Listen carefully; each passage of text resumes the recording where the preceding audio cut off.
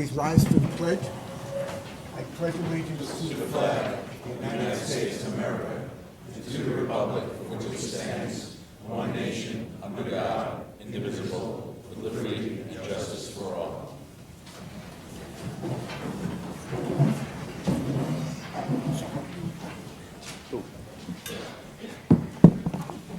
Good evening.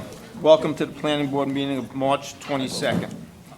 First on the agenda is LLC Endoscopy Center, 667 Stoneleigh Avenue.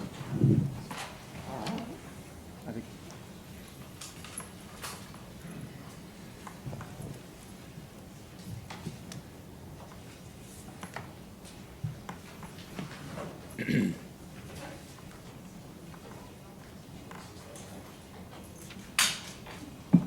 Did he call my name?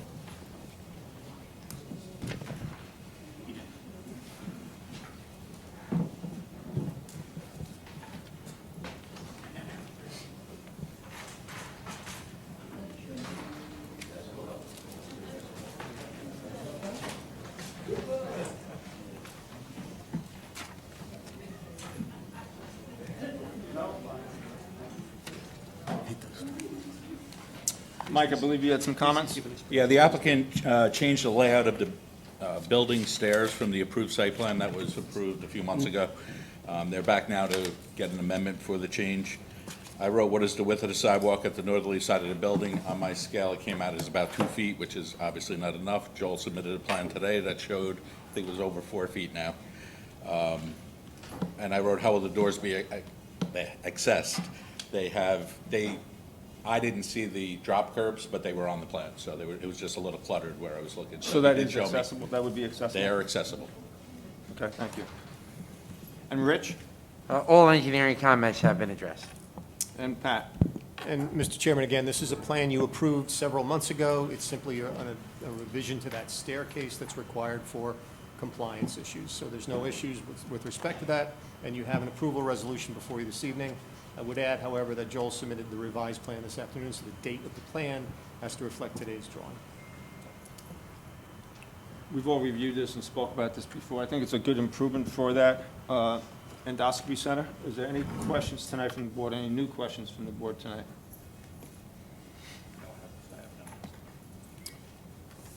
Do we have a motion to adopt it? Yeah, subject to amending the final site plan to reflect the date of the drawings that were submitted today, I'll offer the resolution of the Planning Board of the Town of Carmel, number 23-05, dated March 22nd, 2023, for tax map 66.15-1-3, PGI LLC Endoscopy Center, Stoneleigh Avenue, amended final site plan approval. Second. All in favor? Aye. Thank you, Joel. Thanks for the Thank you very much. modifications.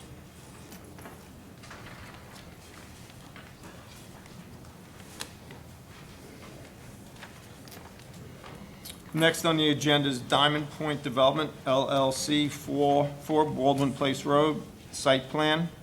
Mike, I believe you had some comments? Yeah, the applicant proposes to remove the existing barn, 2 single-family houses, museum, candy shop, and all other accessory structures, and replace them with the retail building along Route 6 and 377,600 square feet of self-storage on the remainder of the site. The 2 lots are going to be merged. They wrote down that they needed a variance because the building area was not 5,000 square feet. They thought it was in each zone, and they do not. It's on the entire lot, so they will not need that variance. The project complies with zoning. However, on section G of the code, you have to submit a map that shows that you can get 1 parking spot for every 1,000 square feet. It's just a separate map that's needed. You're not going to build it, but you have to show that you're able to do it in the case that the self-storage doesn't work out for you. Thanks, Mike. Rich? Thank you, Mr. Chairman. Mike mentioned what the project was about, general comments for referrals to the state of New York State DEC, Department of Transportation, DEP, Putnam County Highway and Facilities, Department of Health from Putnam County, Putnam County Department of Planning, GML 239M, Town of Carmel Highway Department, Town of Carmel ECB, Mayapack Fire Department. Looks like they'll need permits from the state for stormwater and wetlands, a work permit, and possibly a traffic study. New York City DEP for stormwater and possibly subsurface treatment, Putnam County Highway Work Permit, Putnam County DOH Well and Septic, ECB Wetlands Permit. The traffic study provided will need to be reviewed and approved by the New York State DOT and Putnam County. Stormwater pollution prevention plan has been provided. It is under review. An overall site plan should be provided for the project. The applicant will be required to provide a stormwater maintenance agreement and maintenance guarantee. Any public improvements, there'll be the need for performance bond and associated engineering fees. I have a whole bunch of detailed comments. I can go through them if you'd like me to, Mr. Chairman, but I think we can provide this to the board. It has to do with vehicle movement, right-of-ways, details on well and septic, layout and landscape plans, grading utility plans, erosion sediment control. All the plans had some comments on them that just need to be addressed. The applicant has done them in the past.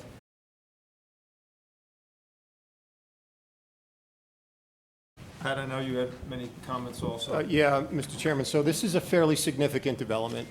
As Michael indicated, they are proposing to merge two parcels. Those parcels are in separate zoning districts. The front parcel next to the mobile station is in the C commercial zone.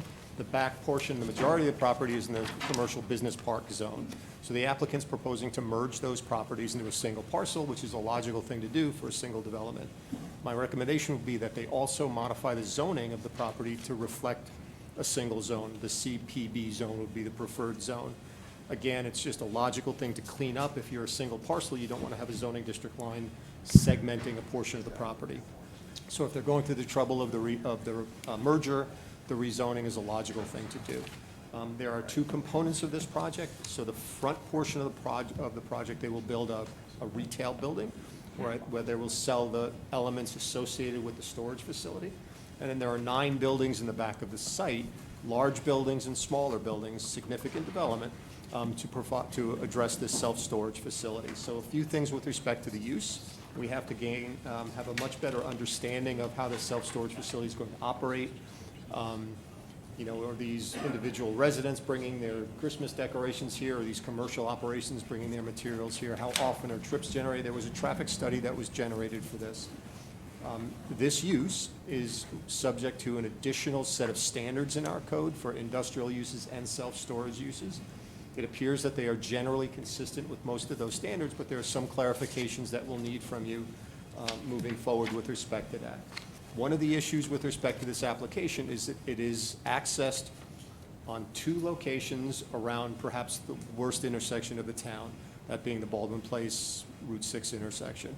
It's a poorly the geometry of that intersection is poor. There are multiple movements on that intersection, and they're proposing 2 driveways that are existing driveways now, and to reuse them for this new facility.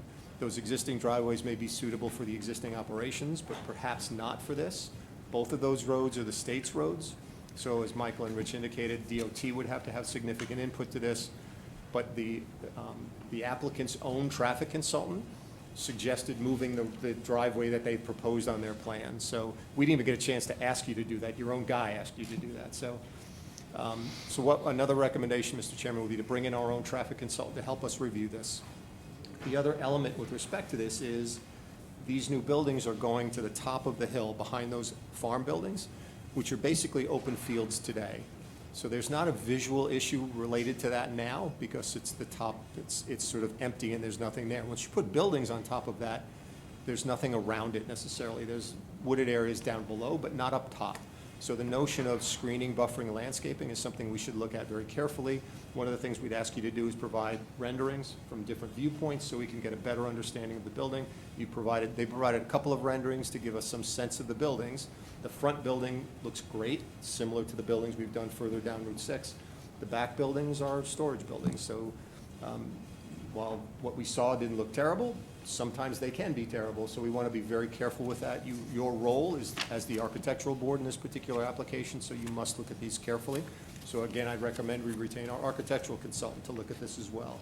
And finally, seekers, a significant issue. The applicant submitted simply a short environmental assessment form. At a very minimum, we need a full environmental assessment form, and I've pointed out that doing just a brief analysis, there are a number of environmental thresholds that this site trips. wetlands, steep slopes, wetland buffers. There's a core forest on the property and so forth. So a full environmental assessment's necessary for that. So to that end, Mr. Chairman, I'm sorry to be long-winded, designate your intent to be lead agency tonight.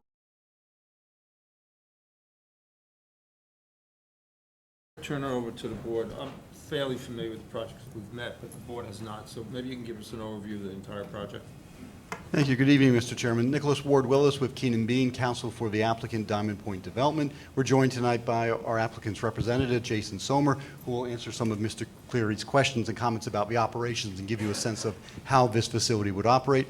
I'm also joined by Rich Williams from Insight Engineering, who will provide the overview. Staff has provided a good set of comments, and I'm going to turn it over to Rich just to start us off tonight. One of the things I'd like you to mention, and answer also, and Pat mentioned it, but somewhere along your presentation, it's why 9 buildings as compared, to me, if you build 9 buildings compared 1, 2, or 3, it's much more expensive. So I'm just kind of curious about that when you do your, it might be better, it might be worse, but I'm just curious. Sure, and good evening, Rich Williams, Insight Engineering.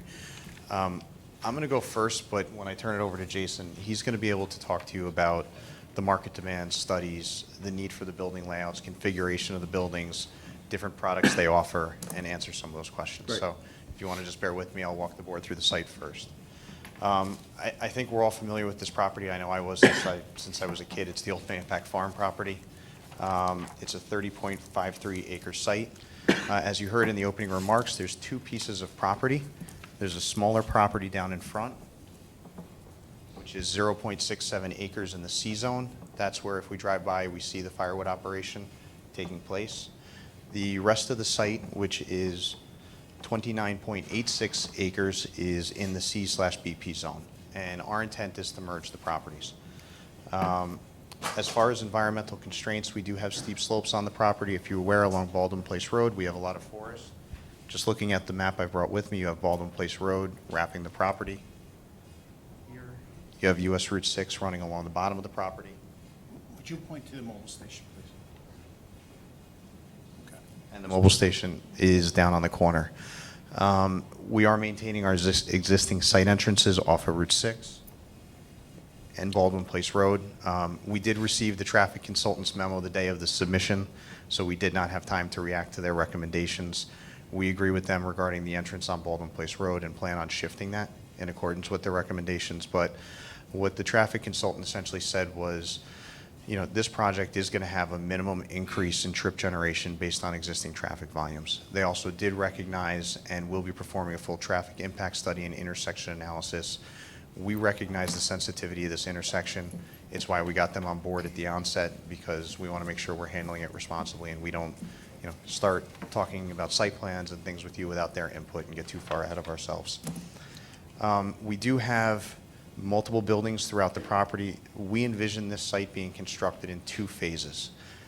If you look at the rendering I've brought with me, you can see some darker buildings in darker brown here and some lighter tan buildings in the back of the property. That denotes our phase 1 and our phase 2. Relative to phase 1, we're seeking to construct 137,600 square feet of storage space. As I walk up the hill, we have a combination of bi-level, climate-controlled, interior unit storage facilities, and that's these 2 larger buildings, there and there. And then we have a series of smaller buildings, which you see in dark brown, which are drive-up storage units. I can give you specific breakdowns, but in general, the building on page left, the larger building on page left, is a total of 52,000 square feet. That's total area, not footprint. It's a bi-level building, so it's a 26,000 square foot footprint. The larger building on page right in dark brown is 67,600 square feet with a footprint of 33,800. And the smaller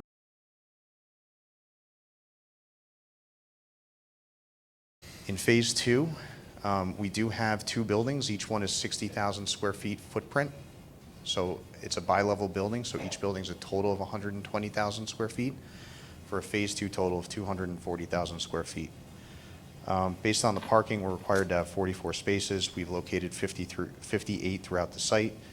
We're required to have 20 loading spaces. We've provided 30 throughout the site.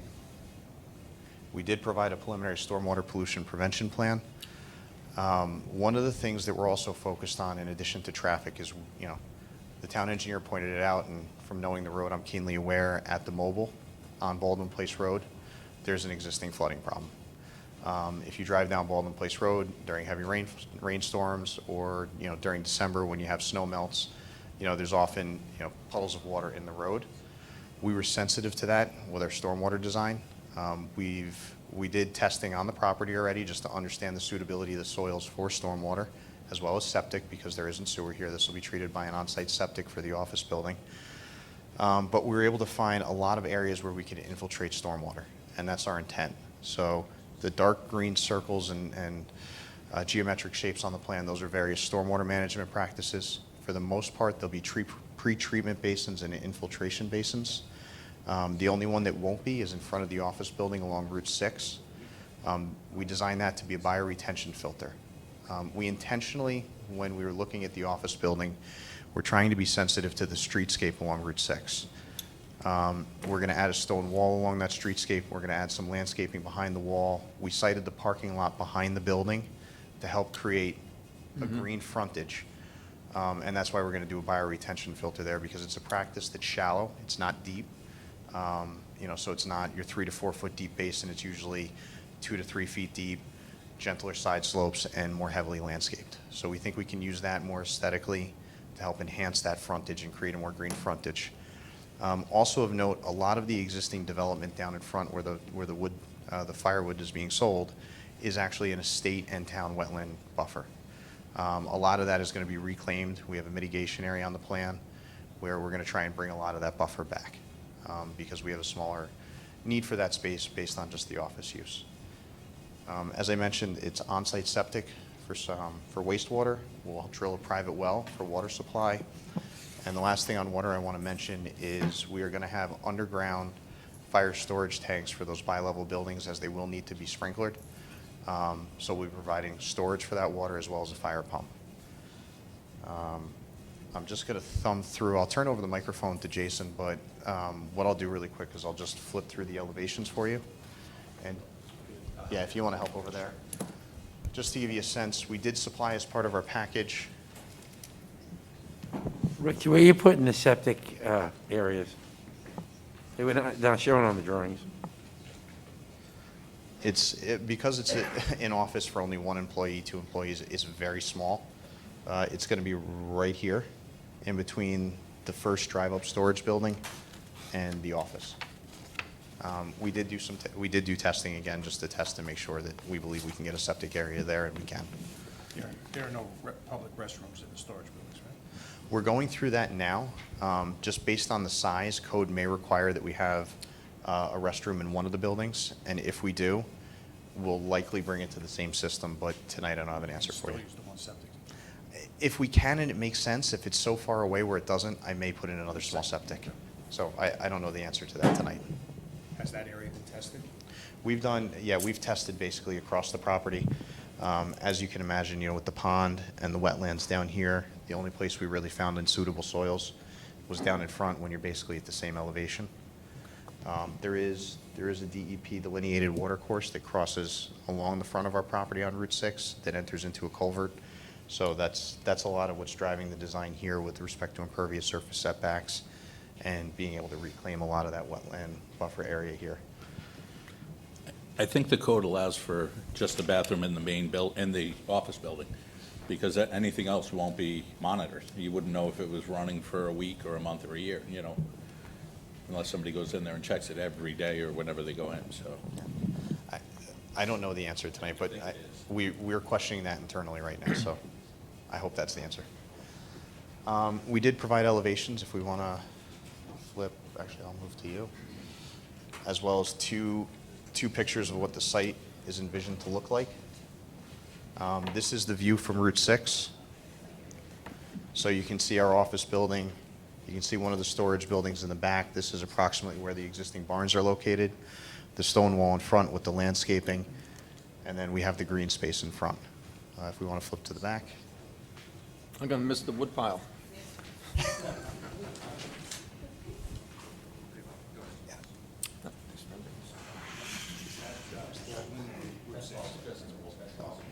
Yep. and this is the view from Baldwin Place Road.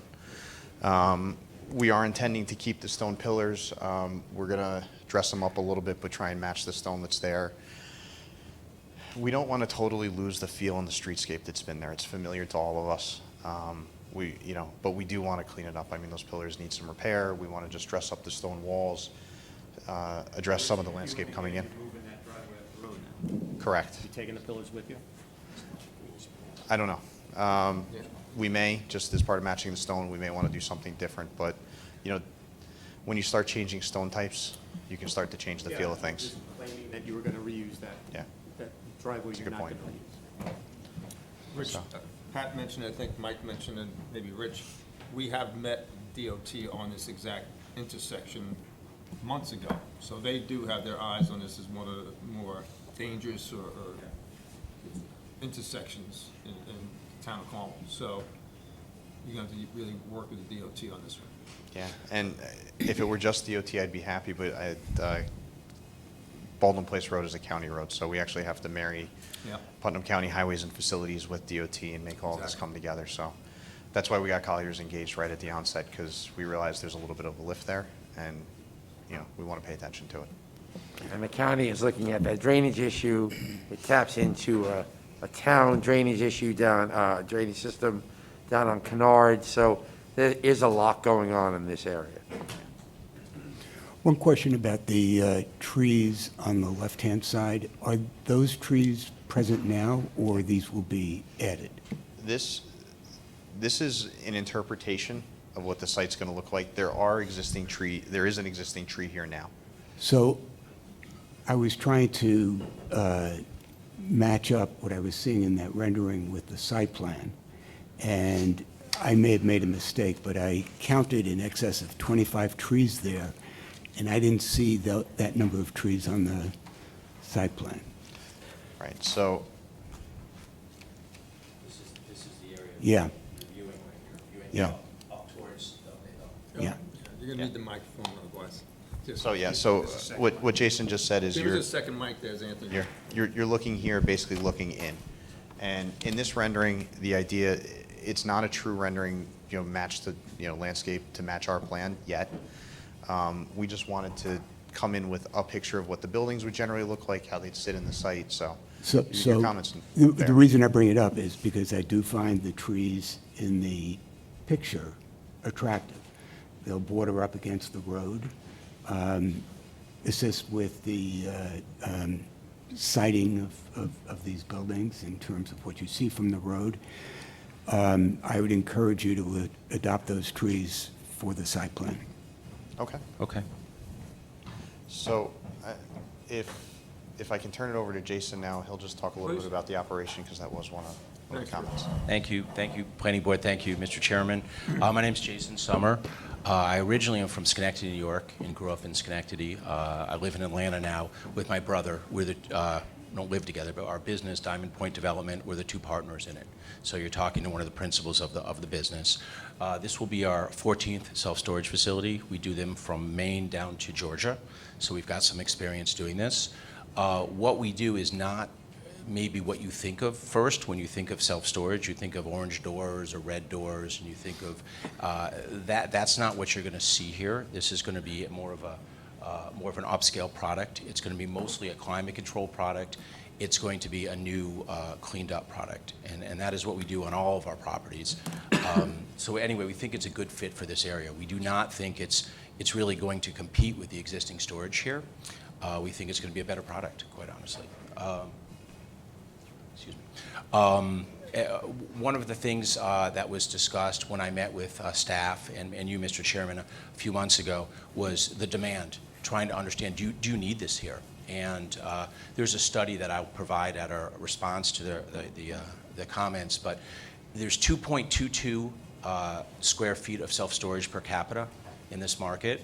The national average in equilibrium is between 8 and 9. So that would mean that there's roughly 450,000 square feet of storage that is undersupplied in this area. So the demand is not being met, and that's part of the analysis we do when we do this. So as a business person and as someone who wants this to be a a successful project. We think it's going to be very successful, and phasing it into 2 phases, helps us do that. Some other things about the property. The office hours we're usually about 9:30 to 6 p.m. So this is not an evening opened product. Now there'll be access to the storage up until usually 6 a.m. to 10 p.m. We're under the opinion that nothing good happens after 10 p.m. 7 days a week? No, we don't open access 7 days a week, but the office will not be open Sunday. And that retail store, will it only be related to your storage, tape, boxes? It's not going Yes. to be... Nothing else. Tape, boxes, packing supplies, that sort of thing. That's about it. Traffic. We knew this is a traffic concern. We have gates at some of our properties where you cannot access the property without going through the gate, and we've monitored those gates, and we would see on our busiest day of a year, you would see 35 visits. Now compare that to a McDonald's, that might be 350 visits. So this is a very, very low traffic use. Because it's got quite a bit of storage, maybe it's a little more than that, and we're going to do a study on that. But as far as traffic, we think it's a very good use for this property. This will be professionally managed. It'll be managed with security, and it'll be managed with landscaping. This is not going to be a mom and pop shop. This is someone who's going to do professionally. And again, we think this is a very low impact use for a very big property. So we think the actual drain on the city and the county and the infrastructure is minimal, and we think that actually fits the property very well and fits the community.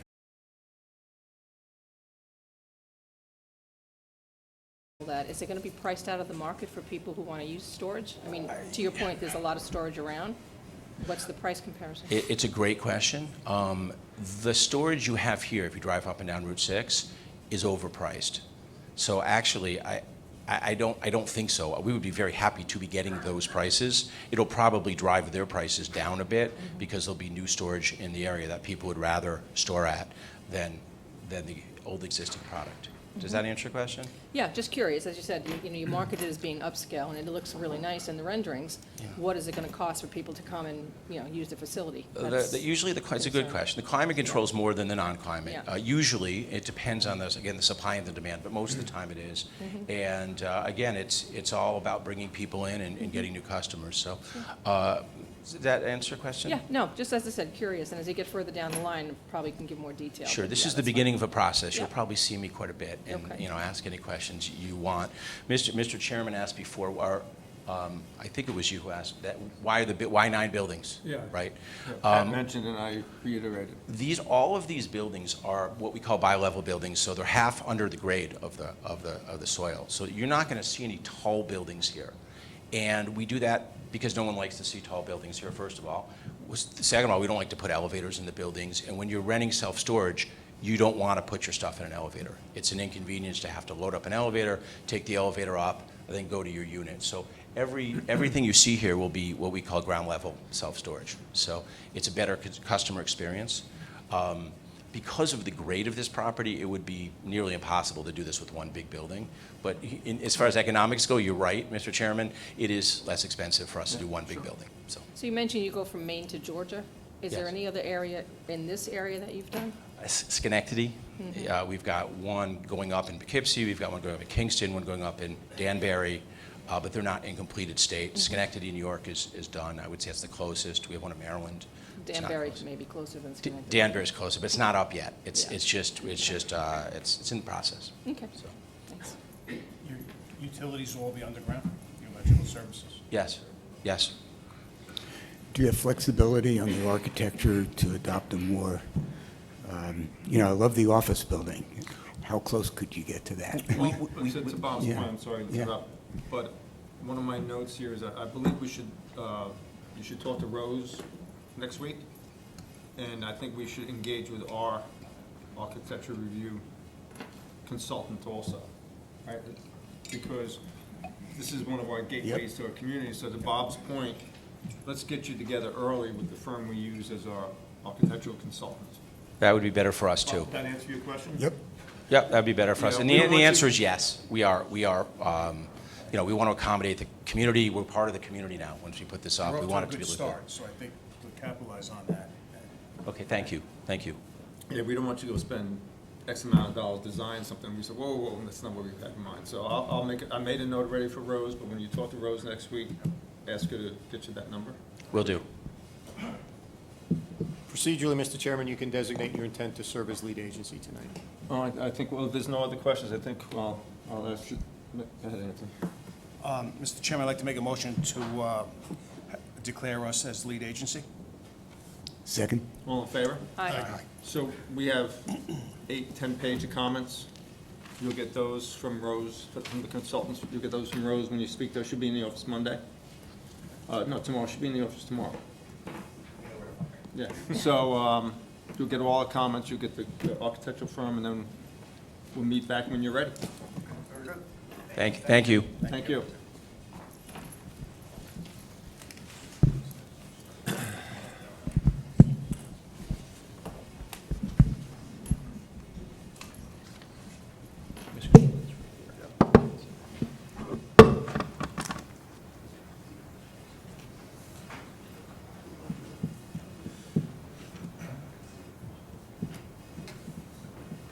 Next on the agenda is Glencom Lake Cell Tower, Walton Drive, for a public hearing.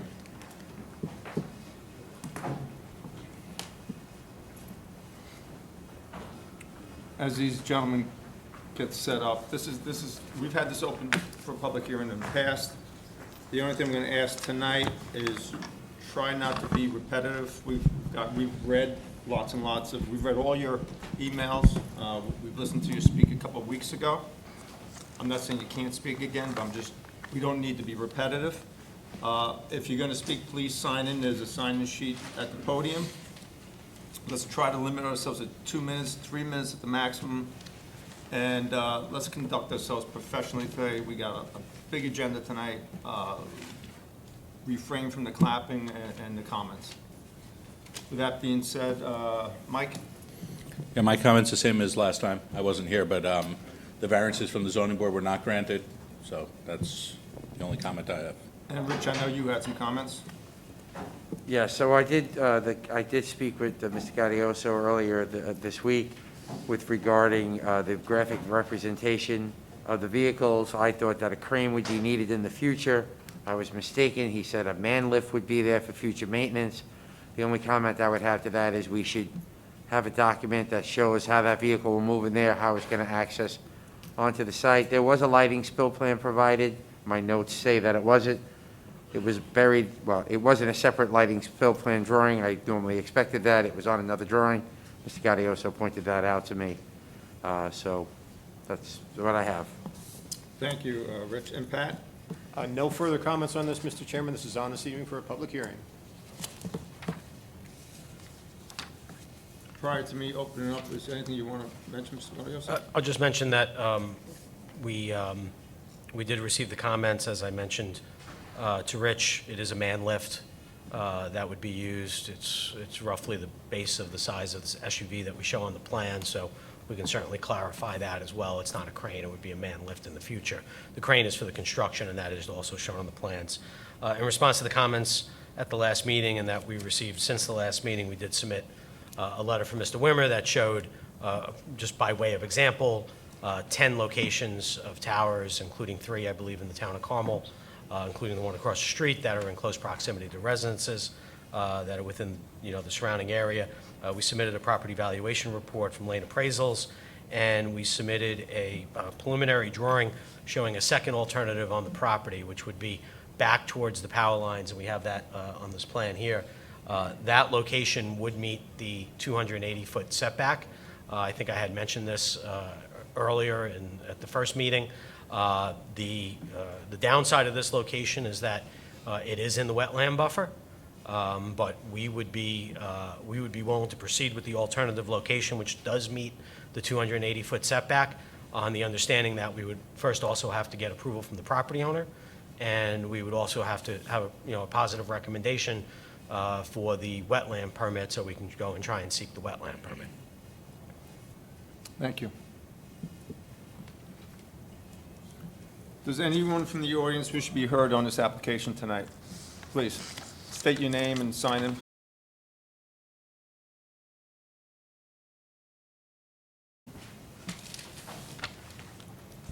Good evening, Board. Rob Cavallaro, 49 Walton Drive, Mapac, New York. I understand this is the final Planning Board public hearing for reference to the Glenacoma facility on Walton Drive. I'd like to take this time to respectfully respond to statements made at the last public hearing by Mr. Gaudioso and Mr. Vicente, if I may. At the last Planning Board meeting, Mr. Vicente stood up here and stated that he had just returned from a New York City meeting with the New York State Town Association. He stated that they are having problems in many communities getting people to buy and move in because they don't have wireless coverage, because they don't have broadband. The comments that he made at the last meeting are irrelevant based on our case here on Walton Drive. The reason those comments are irrelevant, is because we have cell phone coverage, and our zoning board proved and adjudicated on it already, while those other localities may not have service. I do believe cell phone coverage is a necessity in places where there is no coverage, but Homeland has it wrong on Walton Drive. Based on all the evidence and all the back and forth over the last 3 years with the Walton Drive site and other sites around the area, I would suggest that the general consensus is no, people do not want to live next door to a cell phone tower, Mr. Vicente, especially within 150 feet of your home. How did I come up with this opinion? Simple. If Homeland Towers actually reached out to 5 different property owners, like they claim they did over the last several years in the town of Carmel area, where a cell tower could actually work, then how come none of those property owners signed up or jumped on board? Well, this certainly goes against what Mr. Vicente said in the last meeting. How about the denial of the Mount Kisco cell tower site? Guess they didn't want it either. Wait, how about the folks on Croton Falls Road? Well, they definitely didn't want it, and here we are on Walton Drive feeling the same way. I'm sure you see the trend here, and I don't believe Mr. Vicente painted an accurate description of what homeowners actually want and the actual needs of the communities that need coverage versus communities that have adequate coverage. As for Mr. Gaudioso, he continues to defend his completed application for the tower here on Walton Drive. Rightly so, and an impressive application to say the least. However, regardless of how complete he thinks this application is, he fails to prove that a tower is actually needed here. As stated, ruled, and adjudicated by our zoning board, if Mr. Gaudioso thinks his application is so complete, how come he is requesting such enormous variances from our town with reference to setback and height of the tower?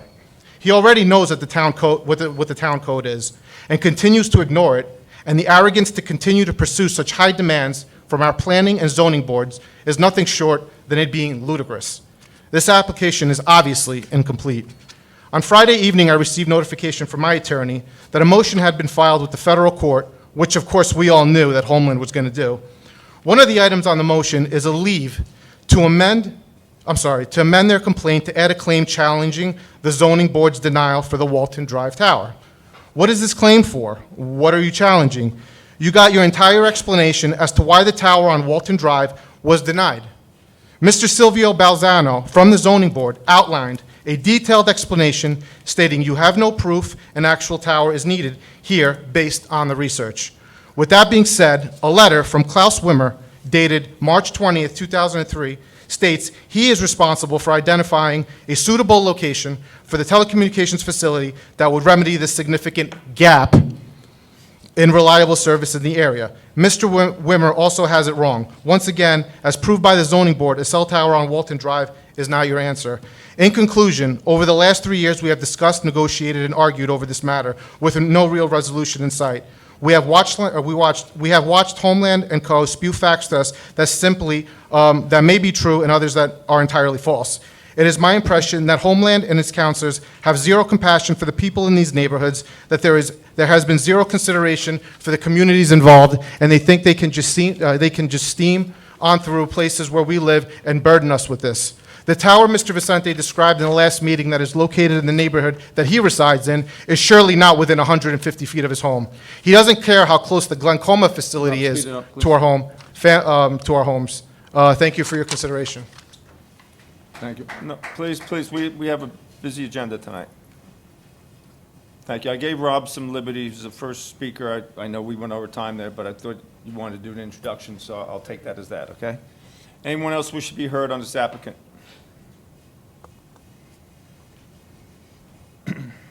Please sign in and state your name.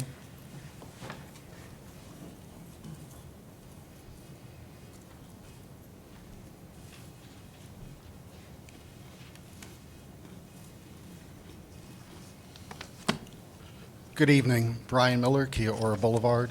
I want to thank the board first just for holding this over for a second hearing. I thought it was vitally important that we were also given a late submission at the last meeting, so I truly do thank you for giving us the time to review this submission. And I did take some time to review this submission and wanted to point out some things that I went through as I looked through this submission. Homeland Towers submitted a variety of photos of the area, and even so much as the board had requested, show us a photo of what's it going to be like living next to this. And again, they go down by 43 Walton, beyond the apex of the hill. They're not showing us exactly what this tower is going to look like living 174 feet from the tower. They're going on the other end of Walton, and you could see the apex of the hill and keeps going down to where the tower is. I also note that the photos of the tower they provide only have one single set of whatever these cell phone devices are.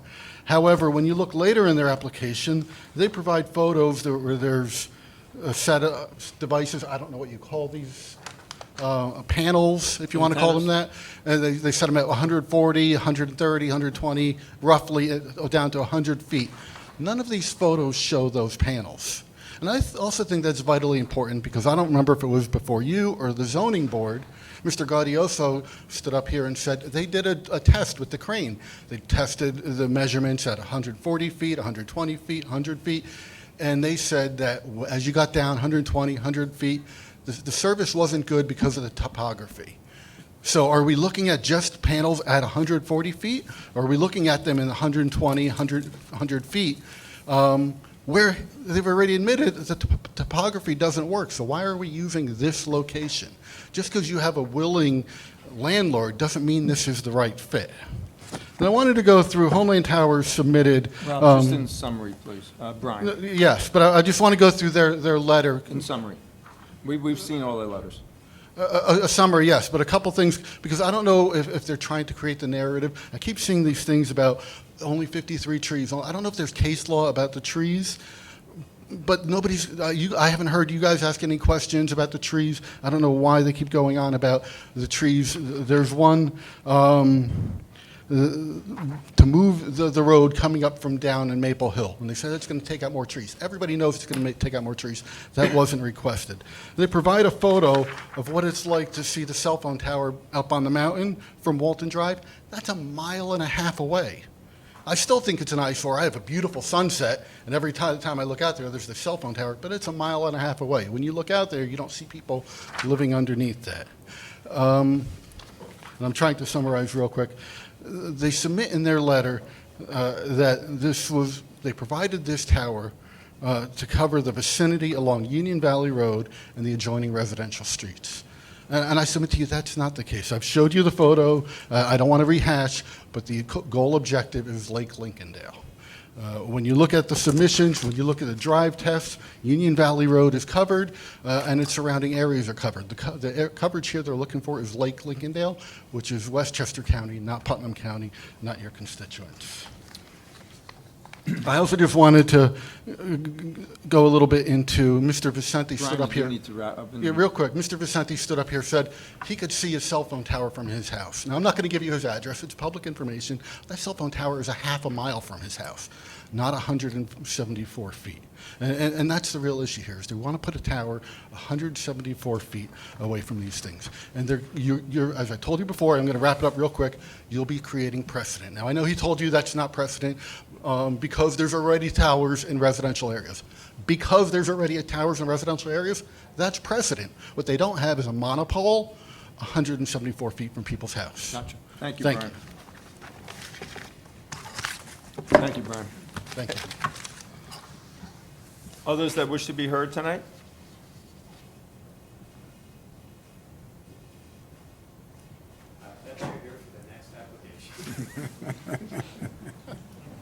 Okay, Mr. Chairman. Mr. Chairman, can I just give a couple brief responses? Of course. Some just incorrect statements there. There was no denial on Mount Kisco. Talk about relevance, that's not relevant, but there was no denial on Mount Kisco. In fact, Homeland Towers has an application in Mount Kisco. The village had asked Homeland to look at an alternative, which was the village park property, and the village board, after studying it for about a year, ultimately decided that they would not proceed with an alienation procedure in order to alienate the property to be able to lease it, but there was no denial. There was also no motion filed in federal court. In fact, there was a pre-motion letter as required by the court in order for leave to be able to enforce the consent order by bringing an amended and supplemental complaint based on the zoning board's denial, and that's in process now. The plans show that the facility would be designed for co-location. That's strictly because of your code. Your code requires it. Your code, in fact, required that we submit a certification that we would do that, and we did submit that as part of the application. And as far as the coverage, that's incorrect. If you look at the PureCon report, it specifically shows the 4 different areas, half of which are in the town of Carmel where the coverage is needed. So the statement that we're just trying to cover Lake Lincolndale is completely false, as shown in the record. Thank you. Thank you. I would just, I just wanted to comment on, we got the 11th hour submission of the real estate appraisal study. Well, with all due respect, I mean, we were getting, the morning of that report, we were getting comments that were submitted to the record by the opposition. So we responded to those comments. So to characterize them as 11th hour, I think, is a bit prejudicial, considering the fact that that morning we received comments regarding real estate values that were submitted to the record. Well, I say it for this reason. I got it today, okay? So I didn't have a great deal of time to parse it, and by no means do I consider myself an expert or knowledgeable in the valuation of real estate, but I do consider myself an intelligent person, and I can read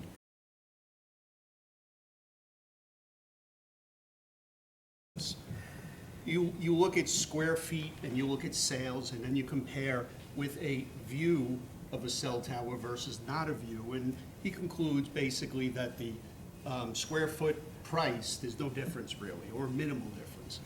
And the thing I'd like to point out is, it's not really clearly defined what a view is. Is it a view a half a mile away, or is it a view when you open your front door and 175 feet is the base of a cell phone tower?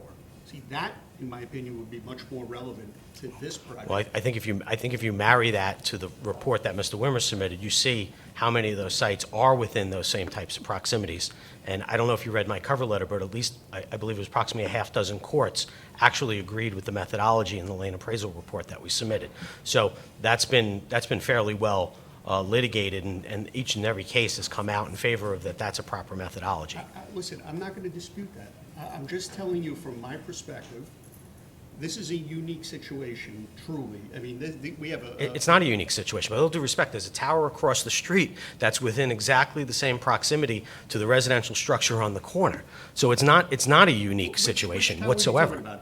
The cell phone tower that's right across the street. That looks like a flagpole. But that was it's built supposed to under a look different code, though. It's supposed to look...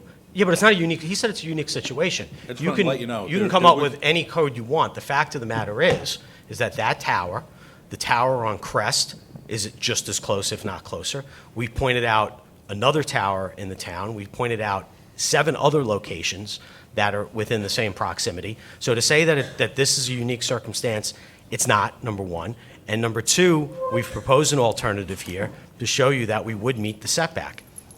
How long have those towers been up, the ones you're talking about? How long have they been there? All of those towers have been there. They've been developed over the last 20 years in some cases. And do you have any idea what the real estate price is around those towers? If people have had trouble selling or buying? No, I think if you look at our report, that's exactly the point. Well, that's why I haven't looked. I'm just asking, do you know off the top of your head? I know the report that we submitted showed that exactly that they do not have a diminution in property values.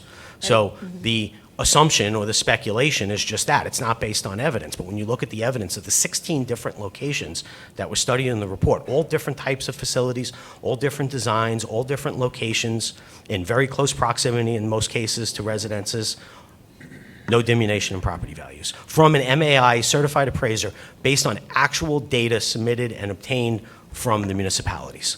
So this tower we're talking about, how much coverage will it supply for Westchester County? When you say how much, what do you mean by how much? Well, it's in Putnam County, but how many residents or what area of Westchester County will benefit from the tower being here in Putnam County? Well, I think you're looking at something based on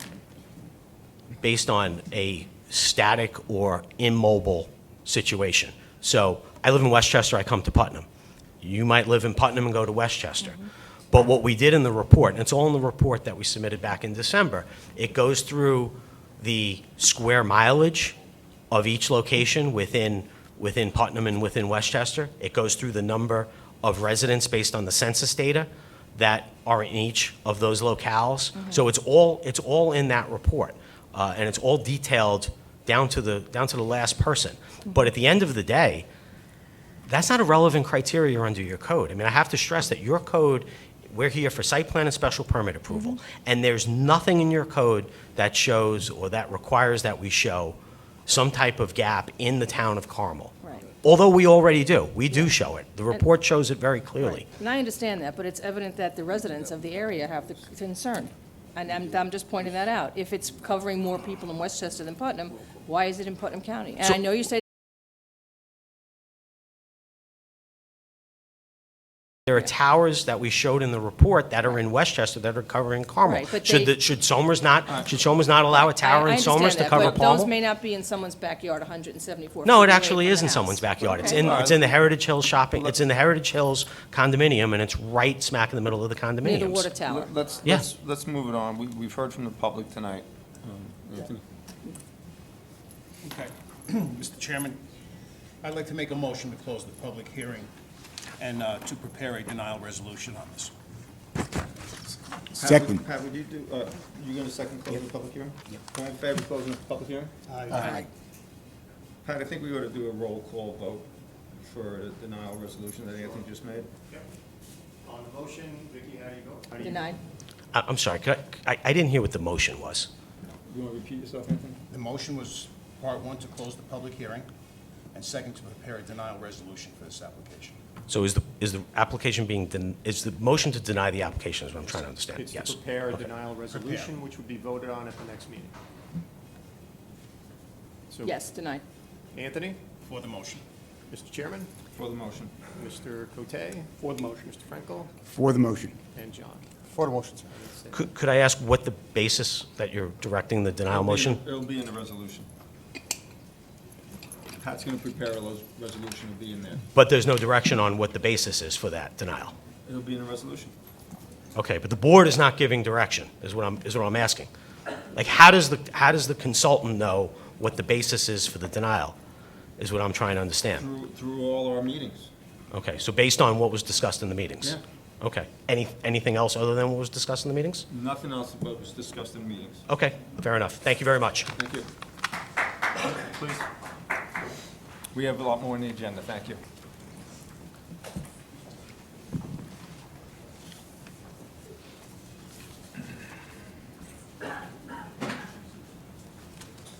Wow. Standing room only. Hi, George. Next thing on the agenda.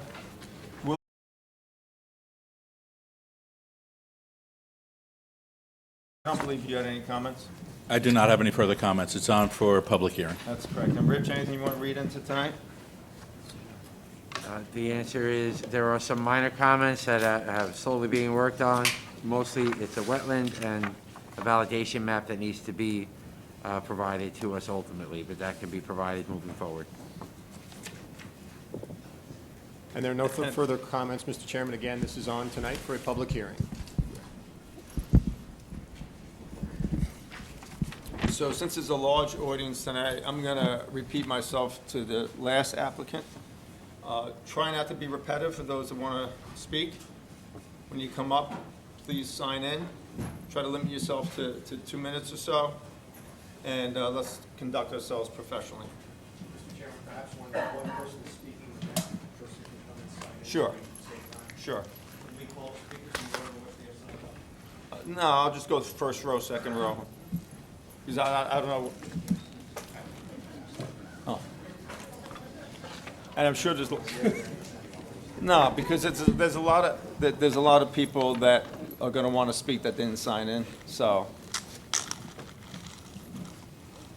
Okay. Well, no. There's a list up there, and you're gonna go through the list one by one? No, we're not. I'm going to open the meeting up now. I'm going to ask if anyone from the public wishes to be heard. Every time we have public meetings, there are people that want to be heard that have not signed in. I don't want to leave those people out. So I will go row by row by row until everyone has an opportunity to speak. So anyone from the public wish to be heard tonight? Please, state your name and sign in if you haven't already, please. I want to make sure I give everyone ample time to speak. Again, please do not be repetitive, and please limit your comments to 2 to 3 minutes maximum. Good evening. My name is John McGuire. I am a resident of Carmel. I am not a member of the Willowwood Club, nor do I know any members of the Willowwood Club. However, I am here to speak in favor of their application. Tonight, we're going to hear an awful lot of naysayers giving us reasons why we should not approve this. Let's go through some of those reasons. Some of them are going to couch their rhetoric in anti-Second Amendment. And while they are entitled to that opinion, this is not the political forum for that opinion. We are here to discuss land use. Some of them are going to discuss the fact that their quality of life is impacted. They hear noise. I will remind those homeowners that you are responsible for the mitigation of your own property. Much in the same way, you have to take care of stormwater runoff on your property. You are responsible for the sound on your property. So if you come up here and say, I hear noise, you need to also tell me what mitigation efforts you have undertaken that have failed. Also, we're going to hear from an awful lot of people that are not residents of Mahopac, that are not residents of Carmel, that aren't even residents of Putnam County. And while we do respectfully want to hear your opinion, it is just that. It is... Fluffy, it's my turn to talk. Now's the time to listen, not to speak. Listen, you address the board, you remain seated. You address the board when you speak. And Yes, sir. You have a couple seconds left. Okay. Their opinion on my town has about as much relevance as my opinion of their HOA and zoning. Keeping in mind, Willowwood has been there for 70 years, well before any of these homeowners purchased or even built their homes. Therefore, what happens to the peace and enjoyment of the Willowwood Club? Are we saying that we are going to take away their property rights because other people think their property rights supersede 70 years? Again, I am a resident of this town, and I am in favor of the resolution. Okay. No, we can't be applauding after every speaker. Let's just keep order here. Otherwise, we'll have you removed from the meeting. Next person wants to speak? He's in the first. While he's in the first row, you'll be next. Please introduce yourself, and if you haven't signed in already, please do so. Yeah, I've already signed here. And use the microphone, please. Okay, I have a pretty good voice. So You need the microphone for the people that are on TV all right. watching. Is this, can everybody hear me? All right. Yeah, you gotta talk this way. Thank you. How do I turn this thing on?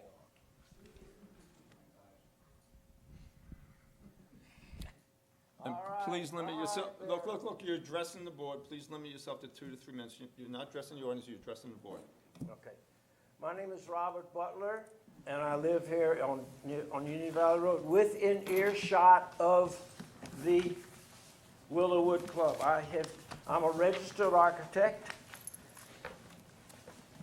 and I hope to inject some professional levity into this controversy.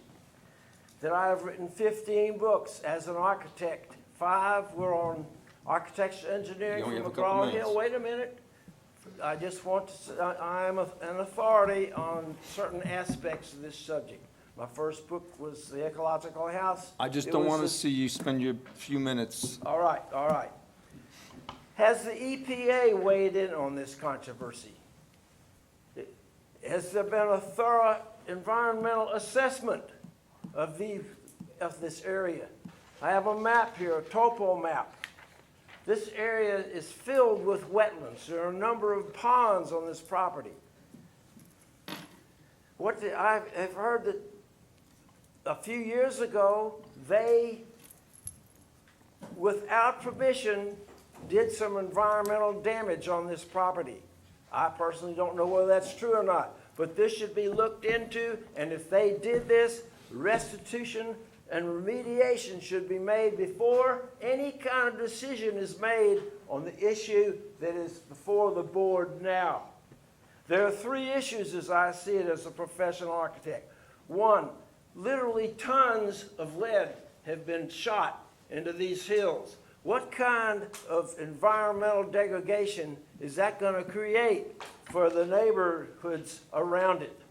Two, what about gunpowder smoke? I haven't heard anybody mention this. I'm sure that most of you have seen a gunfire. Speaking to the microphone, please. And the amount of smoke that is created and how that smoke rises.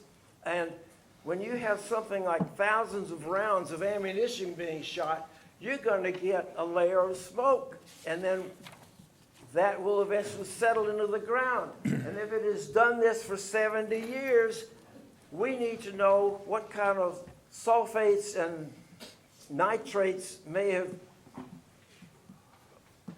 penetrated the earth in that area and could cause an environmental problem for people all around. Please wrap it up. And another one is the entrance to Willowwood is on a narrow, sharp curve of a road. There have been accidents there. If they're going to have a whole lot more people coming in there, and I can't vouch for this, but do these people drink while they're playing with their guns when they're partying? And this could create an accident. We need to wrap up, but we got a lot of people that want to speak. I understand that, and that we need some hard analysis of what is going on there before we start giving these permissions to do what apparently is greatly increasing the activity that they are doing there. Thank you. And I thank you very much. Gentleman in the front row, one, I think we're still in the front row. Thank you. You just sign in? Yes, I did. And state your name. My name is Camilo Santamero. I am a resident of Bedford, but I am a member of Willowwood and have been a member for a number of years. I just want to speak and say I totally support what Willowwood has been doing. It is a well-run club that cares about the environment, that cares about its neighbors, that cares about the young people in this area. We constantly run group meetings for youth that want to learn how to shoot safely. We do not drink. We do not allow alcohol on the property. We do not have parties. We do not we are very safe shooters, and that is what we train everyone to do. We run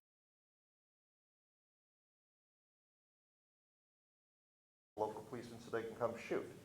We take care of our place because we've owned it for 70 years. We are a member-owned club, and I will spend extra money to make sure that it is well cared for and the environment is well taken care of. Oh, I'm sorry about that. So I want to speak wholeheartedly and try to ask you to endorse and approve this motion because we are a very well-run club that cares about what goes on in our area. Thank you. Thank you very much. Thank you. We're in the second row, and as Pat just mentioned, please address the board, not the audience. I know I've said it a few times. Thank you very much. You're welcome. This is the first Please- time I've please ever sign. addressed any of you. My name is Jim Chepperwain. I live here in Mayapack since 1976. Use the microphone, not for us, for sorry, can people you hear me watching all on right? TV. Yeah, it's The more for reason why the... I'm here is the quality of life George, is that issue. microphone on? Can you just check that? Thanks. It's a quality of life issue. That's really what it comes down to. I've tried to listen to the pros and cons about gun safety, about the air and what have you. It comes down simply, ladies, it's sound. It is sound. I'm not anti-gun. I'm a shooter. I belong to the Department of Corrections. I'm a combat veteran of Vietnam. I hunt with large caliber firearms. It comes down quality of issue. That's what you want, sound. The people that live in Westchester County should not have to hear the gunfire that comes from Putnam County. Gunfire is annoying. It echoes. It should not affect their quality of life. I'm not asking you to shut down a gun range. Please, I want gun ranges. I want us to be able to shoot safely. But please, we can have this range do something to protect their quality of life. Thank you. Thank you. No applause tonight. All right, we're on to the second row. Second row over, that gentleman right there. Please state your name and sign in.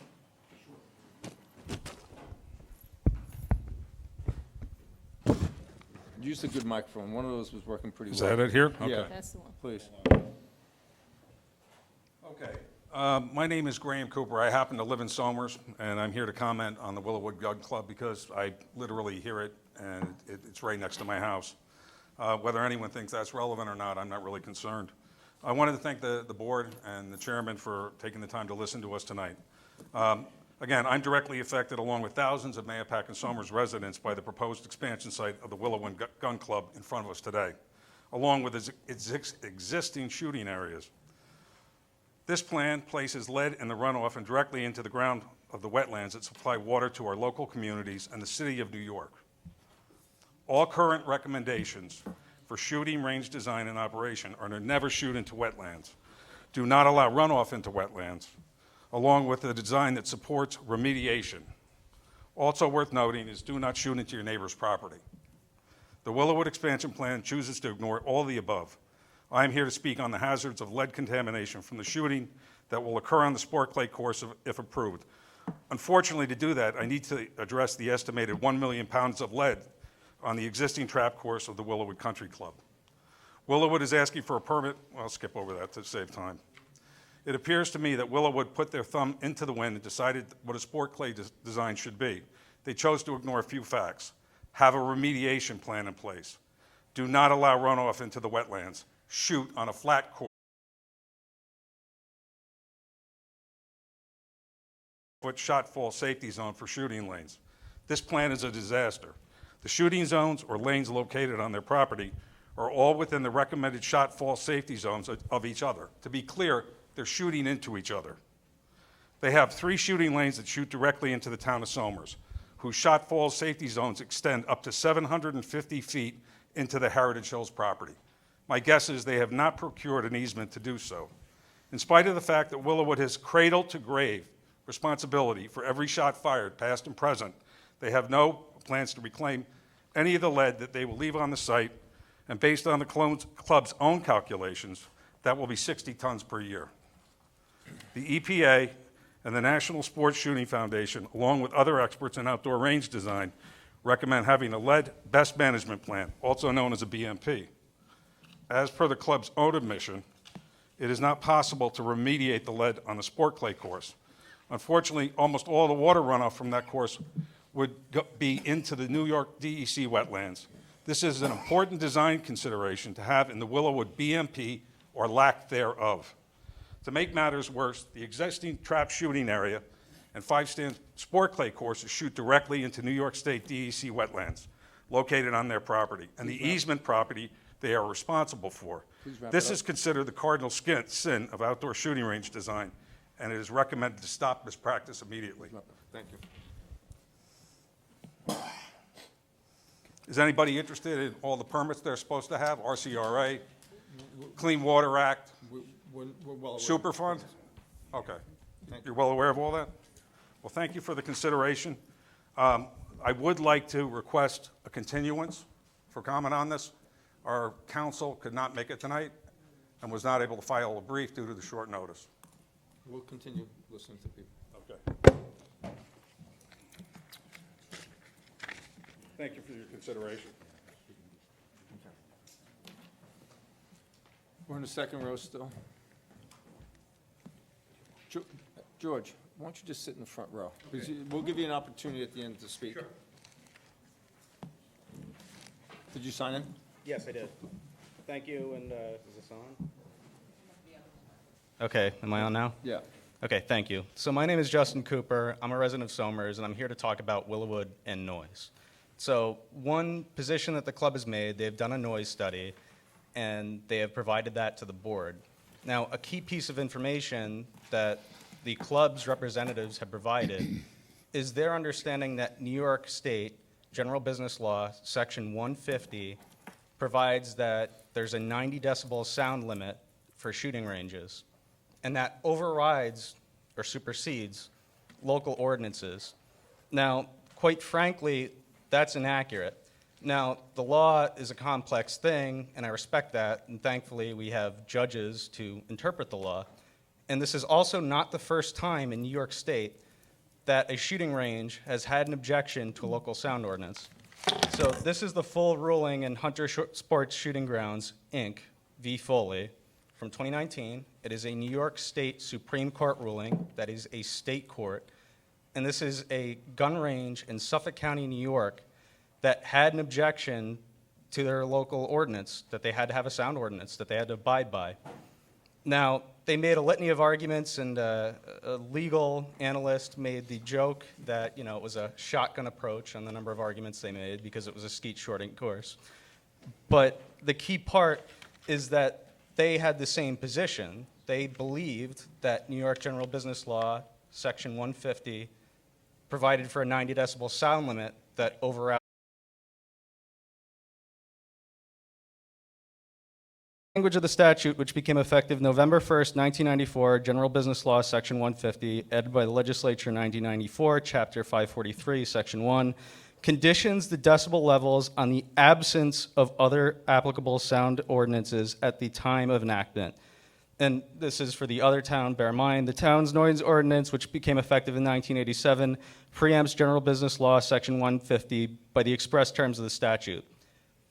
So, having established that, the club has established they would like to be good neighbors, the sound ordinance applies, and if you look at the existing sound study, they're already in excess of 60 decibels, 65 decibels minus 5 for an impulsive sound.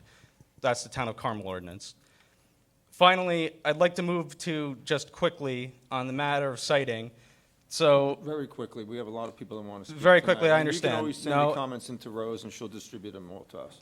No, I understand. So very briefly, the Town of Carmel ordinance is that measurement is done at the receiving property line. If they follow the general business law, it would be 100 feet into the receiving property line, which is 100 feet into the other person's property. Why did Willowwood or their representative not try to measure into those property lines? They did not ask us permission. We would have granted it. We would have given them that point. But instead, they measured several thousands of feet away from the furthest property line. So it's not a good argument that they could not measure that. So thank you. Thank you. Thank you. I don't mean to be rude. I just want to give everyone an opportunity to speak tonight. We're still in the second row. Second row. Please state your name and sign in. Good evening. Good evening. My name is Patricia Perez. I live at 507 Union Valley Road.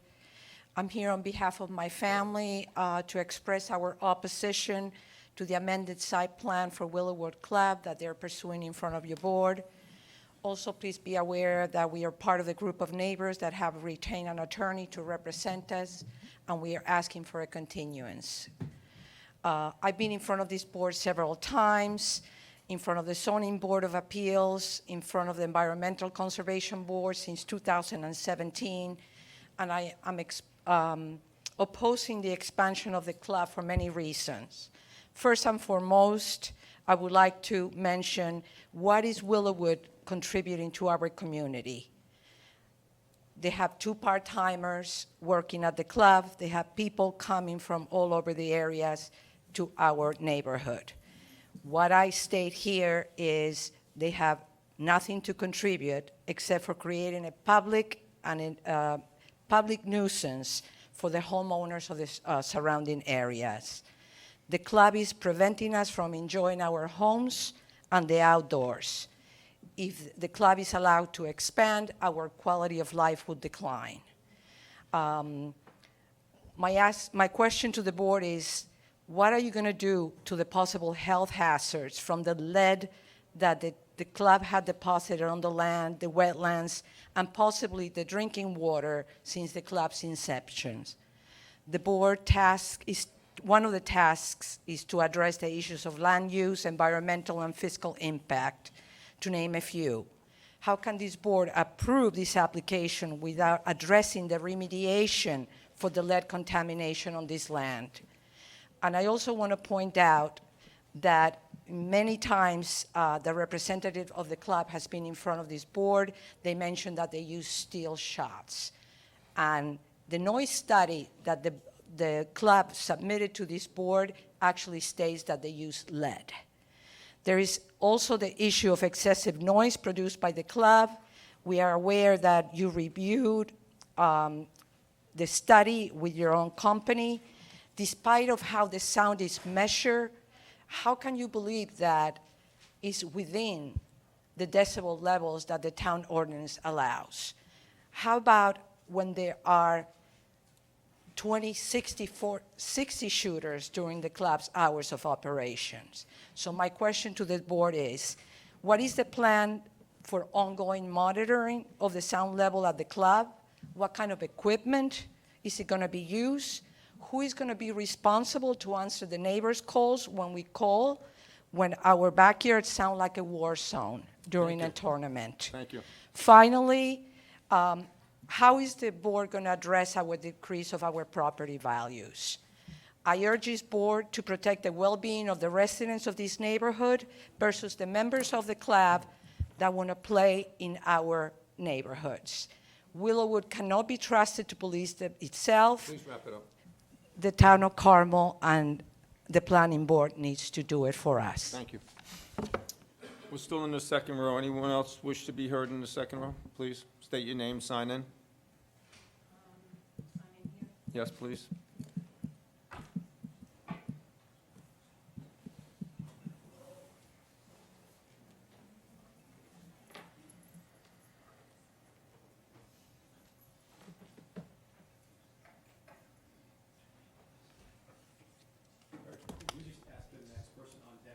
Yeah.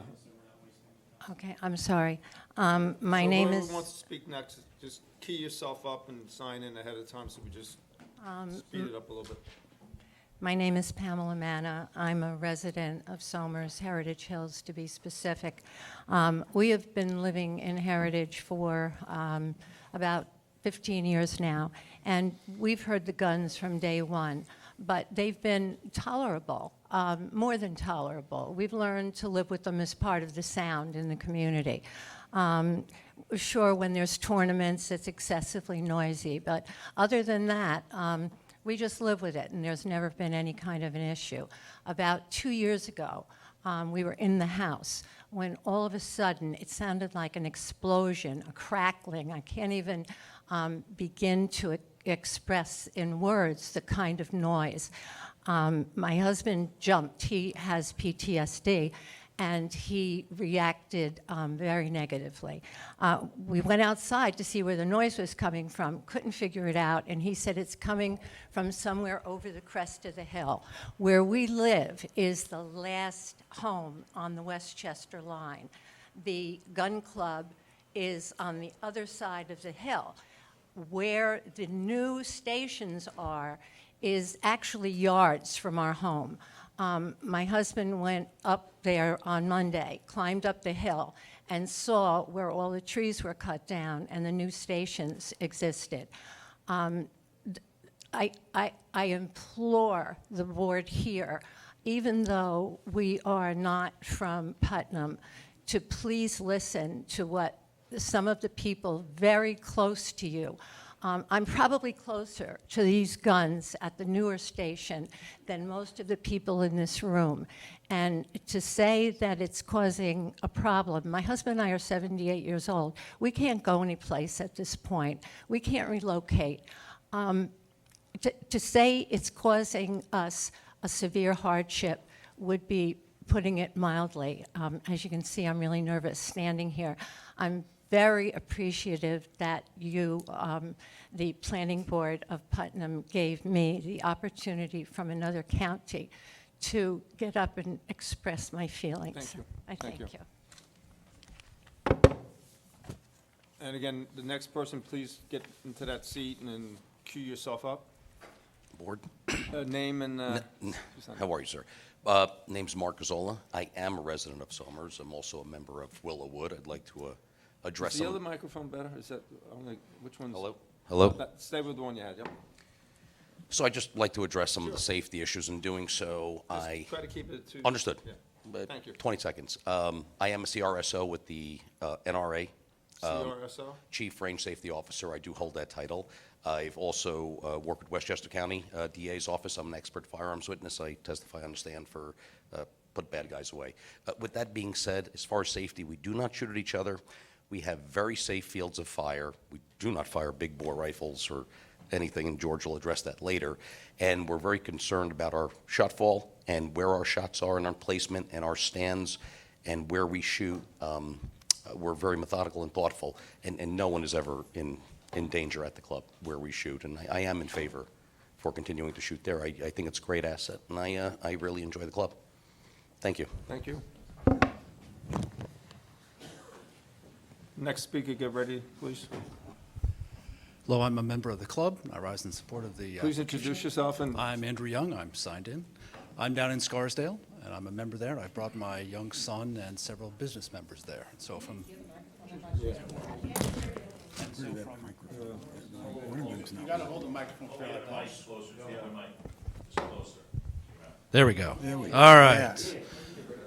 A little deceiving there. I'm down in Scarsdale. I brought my family and members to the club, and I rise in support of the club as well. Certainly economic impact-wise, I've brought many business members into this area, many business meals. It's very safe. Could you speak up?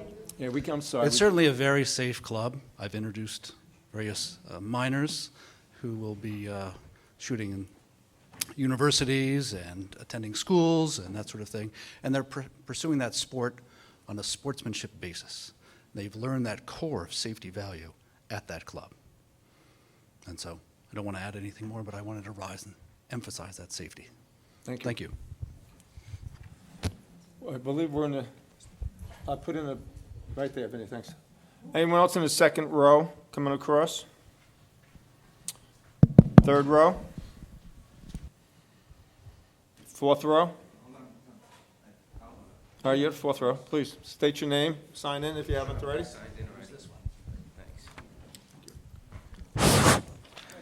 Good evening. My name is Danny Zito. I live in Mayapack for over 21 years now and have been a member of Willowwood for quite some time. I would like to share my story about what brought me to Willowwood. My son Frank, who is a member, started to show an interest in shooting sports at an early age. Most kids played football, baseball, basketball, even hockey. Frank did as well, but by the beginning of high school, he was such a competitive level in shooting events that Willowwood became his second home. The hours he spent shooting trap, five-stang, and sporting clays were especially countless. What stood out even more was the support from several of the members. They took Frank under their wing. He practiced, traveled, and squatted with these men. Sporting clays was Frank's discipline of preference, and he benefited immensely when the sporting clays area was added. If it were not for Willowwood, my son would not be where he is today. Frank was recruited by the University of Alabama shotgun team. He currently is in his spring semester of junior year and has traveled with his teammates on a collegiate level. He continues to return to Willowwood during his breaks and works and shoots here during the summer. Willowwood and its members have the most definitely made a lasting impact on my son's life. Thank you. Thank you. Thank you for your time. Nice story.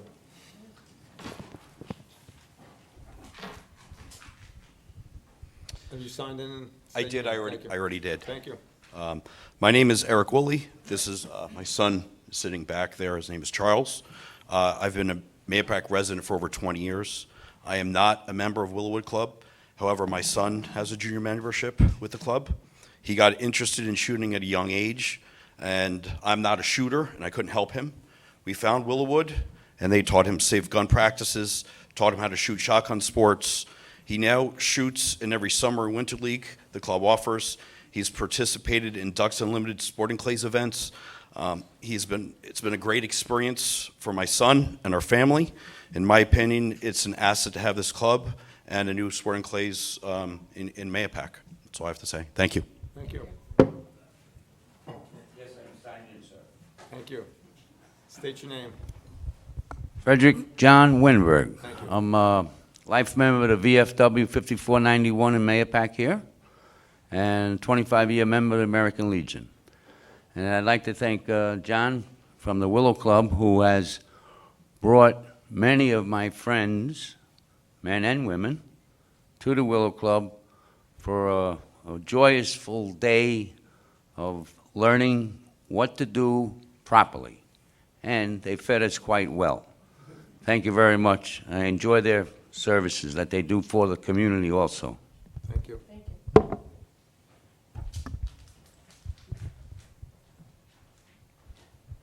Next speaker, queue up, please. Hello, I'm Ellen Barth. I live in northern Westchester, and I've been a member of Willowwood for over 6 years. I started clay sports as a teenager with my family, and until I found Willowwood, I'd have to travel many hours to practice my sport. Interestingly, clay target sports are one of the few sports where women and men can compete on equal footing. And there are also not many clubs that allow women to be full-fledged members. So Willowwood not only allows women to be members, but they welcome it. And I do believe that is an asset these days. Being one of the women of Willowwood has opened me to a community of other wonderful women. It's a very empowering and confidence-building experience.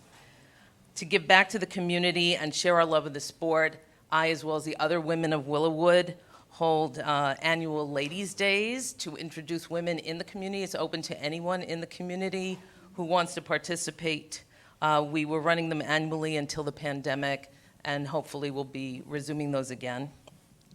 Next month, we will actually be hosting a Girl Scout troop so that young women at the age when I was first introduced to shotgun sports will be able to try it out and hopefully love it as much as I do.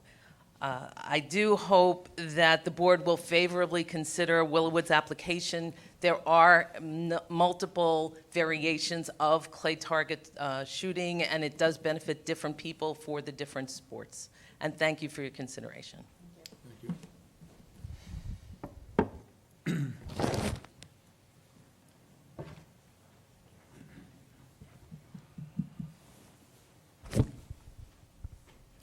Hi. Sorry. My name is Karen Bohm. I'm a 40-year resident of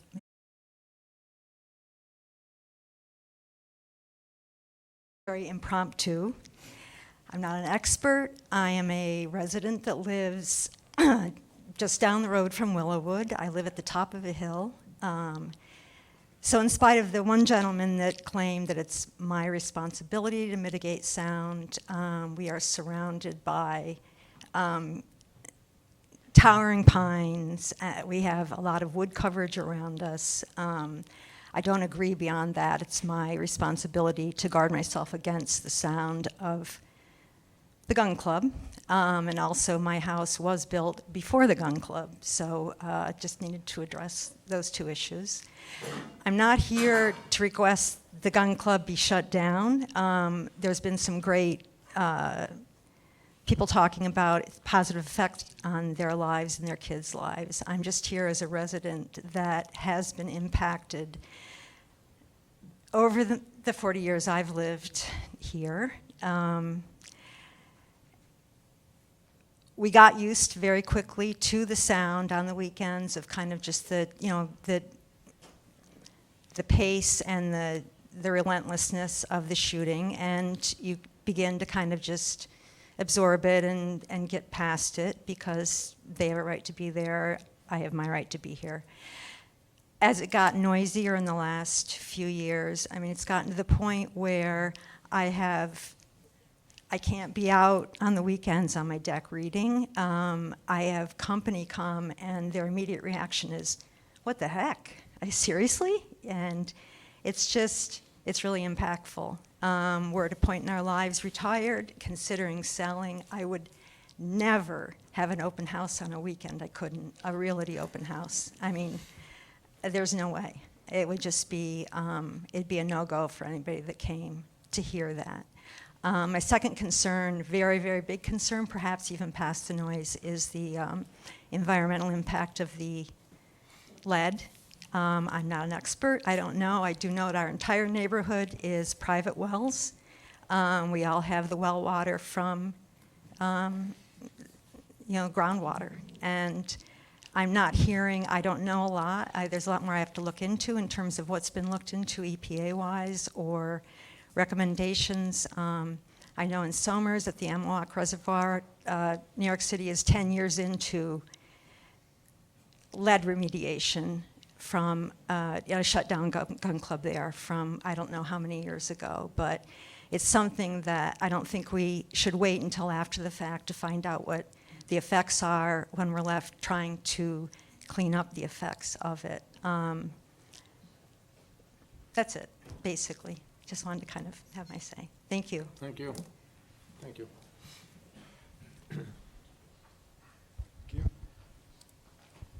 Next speaker, please come up. I signed in.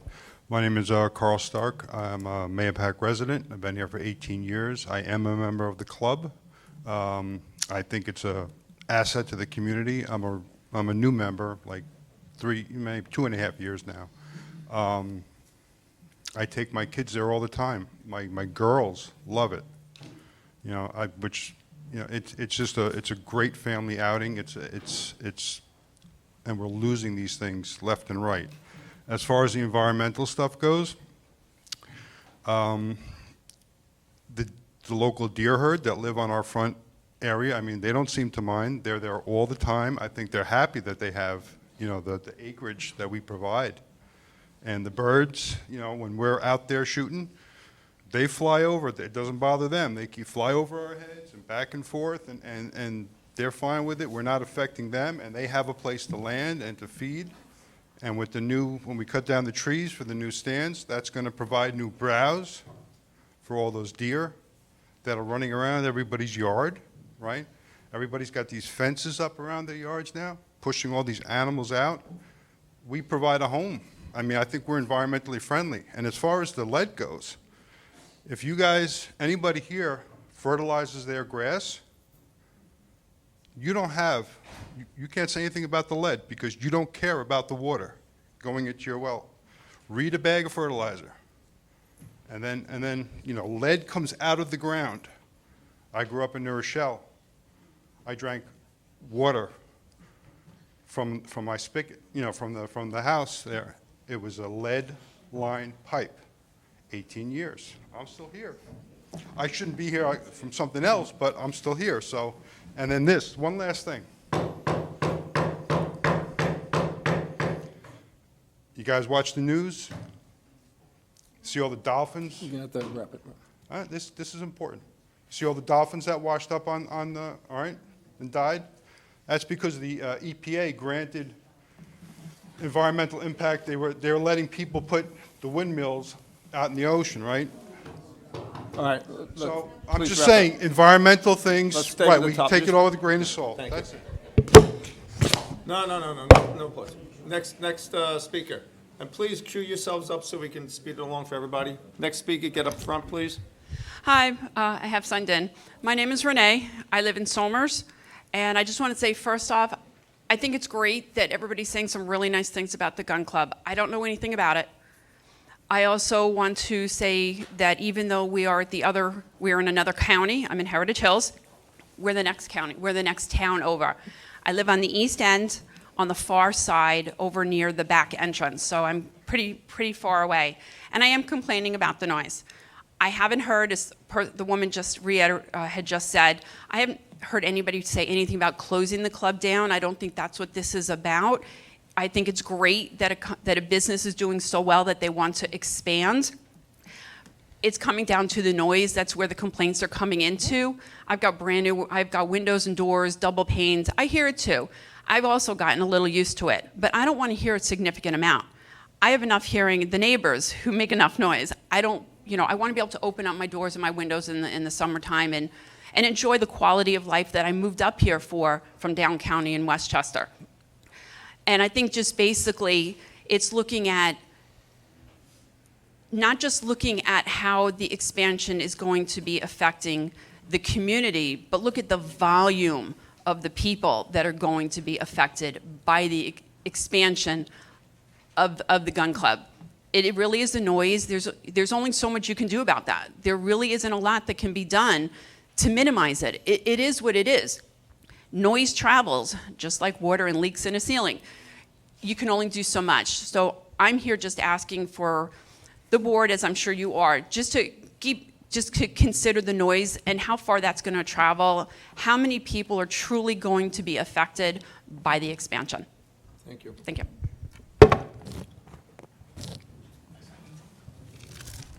My name is Michael Early, born and raised in Mahopac, a member of Willowwood Club.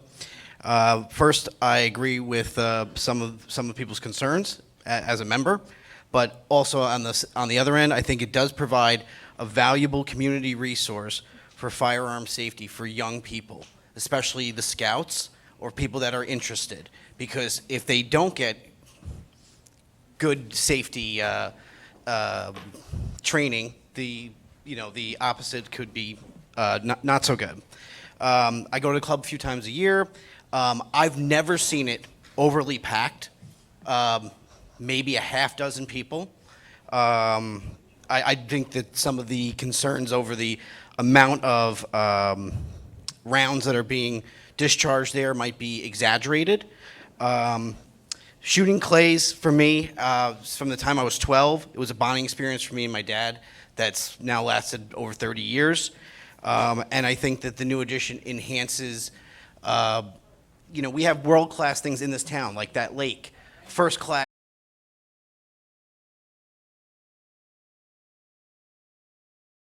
Sporting Clays Center.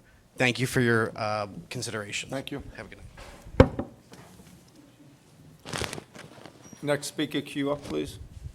Good evening. My name is Michael Steck. I'm a 20-year resident of Carmel.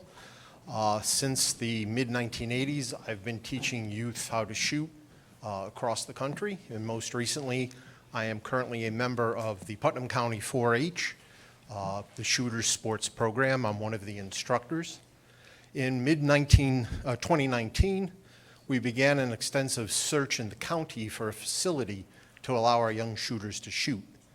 And I'm a little depressed to say that of all the institutions in the county that we were approaching to allow our youth to shoot, nobody would grant us the permission to do so, with the exception of Willowwood.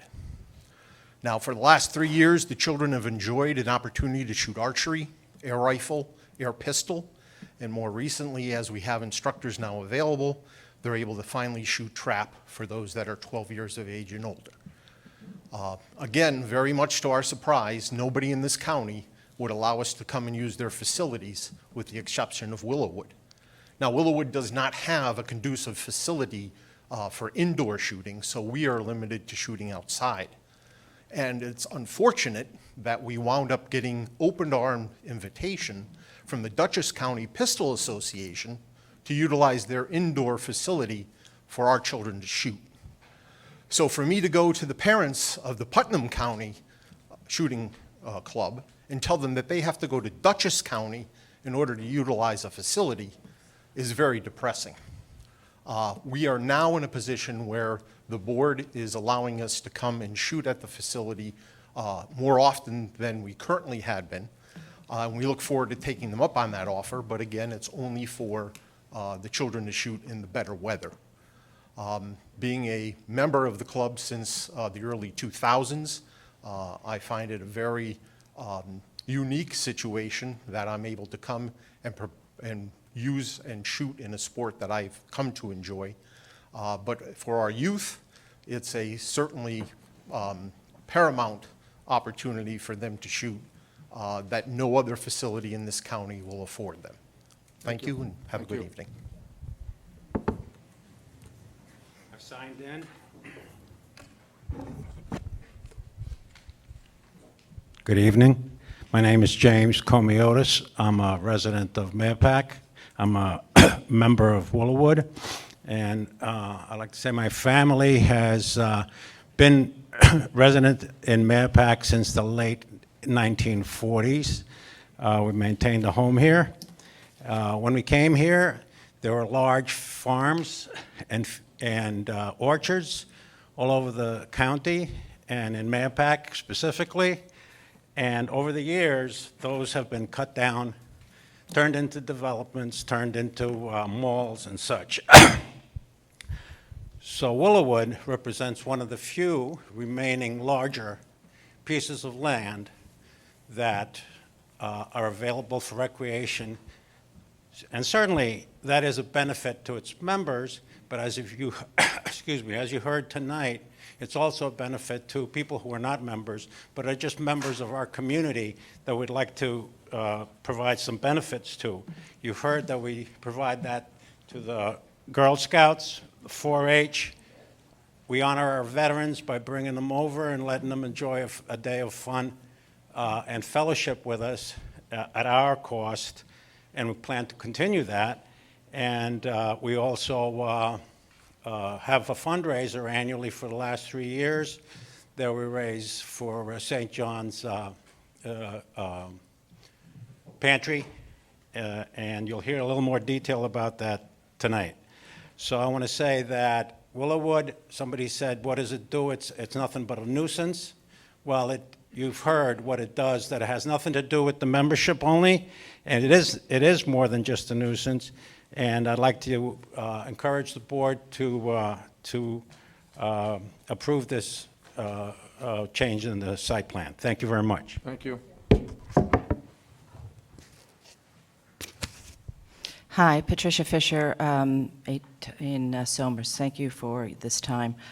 I just have noticed one piece of very important information. All these members, and I don't disagree that it is a benefit. I personally am not a fan, but I know what skill and marksmanship and commitment and how nice it is to be able to raise your children to learn to do something of value that they take pride in. So I can see the value of this club on that level. But what happens is they come to the club and they do their work and they have their fun and they enjoy each other's company. And then they all get to go home. They all get to go home. And we have to stay day after day, every weekend, and live with it. We can't go home. I'm extraordinarily passionate about this because I moved from a place where the sound was so bad that I had to literally leave my house. And I moved here in winter, and I was a happy, happy woman. Summer came, and noise happened, and I was like, what is this? I had no idea. I learned, like many have, to do alternate things during the time that they are doing what they have a right to do. We know that. But what about the true impact it has on the mental health of many of us who have sound issues, who I left this community because the noise got to be so bad. I don't want to have to leave this community again because it gets even worse than what I've learned to deal with. There's an elderly couple who says they're right there. They can't do anything anymore. All the members are coming from Scarsdale and other places, and when they're done, they get to go home. Okay. Last couple of things is the environmental issues. I'm not quite sure as to why or how that hasn't been addressed thus far, because if you're dealing with lead and whatnot in the drinking waters, that's a huge issue. Also, I can tell you one other thing, the animals are being affected from the sound. Just like the fireworks happen, many, many dogs in the neighborhood are being affected, not only just people. And also, do not be confused. Your property values are diminished. I went and looked at a property in Croton before I moved to here. I heard there was a gun place next door. I said I would absolutely never buy in any vicinity. So the property values will be diminished significantly, and you can get many, many brokers who will tell you that that is going to be a serious and real impact. Thank you very much for listening to me. I appreciate it. Thank you.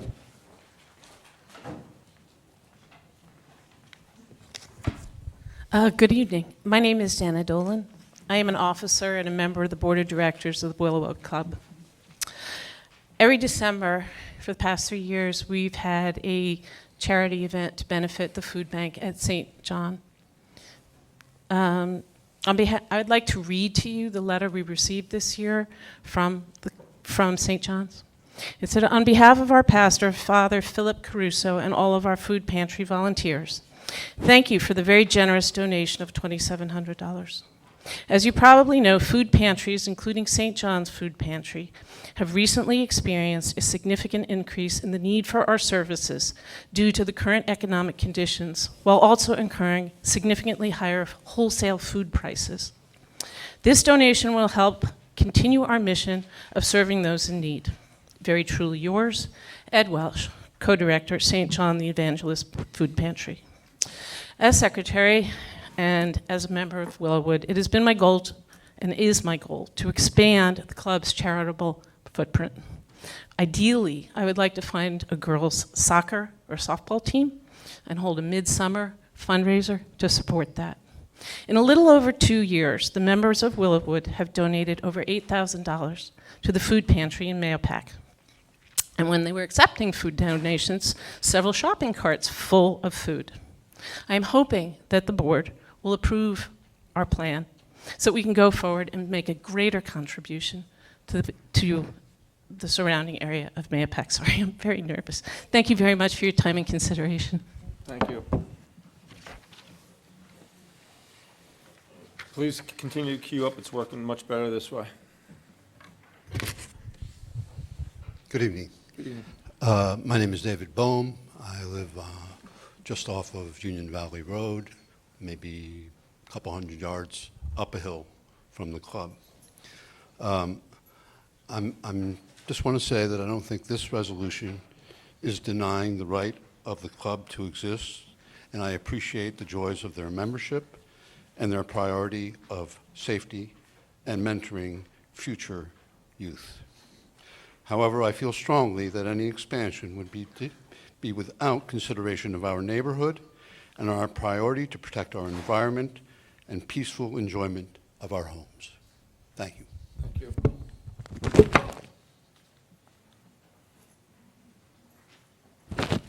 Good evening. My name is Frank Gallo. I live in Heritage Hills in Somers, and I'm going to try not to be redundant. I appreciate, I'm an Air Force veteran, I'm a gun owner, and I appreciate all of the good things that Willowwood does, as evidenced by the people who've spoken tonight.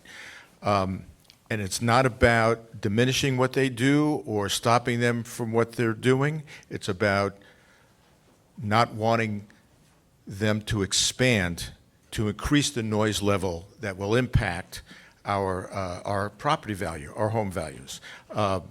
The trees coming down, the lead in the ground, those are topics for others more qualified to discuss than I.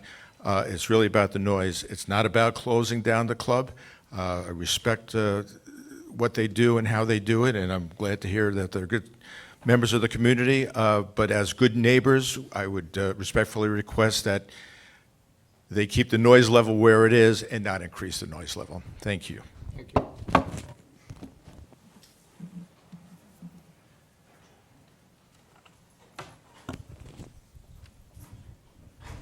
Can you hear me? Yes. I'm Joseph Manor. I live at Somers at Heritage Hills, and I'm probably the closest house to the gun club that's up on the hill. I don't have any issue, and my wife doesn't have any issue with the gun club as it is now. But as it comes up, it's very intense. The noise is unbelievable. I suffer from PSTD, and I just get crazy. So I just hope that you take into consideration that you just keep the club the way it is. And all the good that it does is okay, it's great. But have it come up and have it up right by my house, it's just not acceptable to me and to my family and to all the people around me. Thank you. Thank you. Please continue to queue up. Yeah, hi, I'm Jack Stein. You're gonna hear No, the no, no, sound- no, sir, please speak to us. You're gonna hear the sound of gunfire. This is what everybody here is asking me to let. Microphone's off, sir.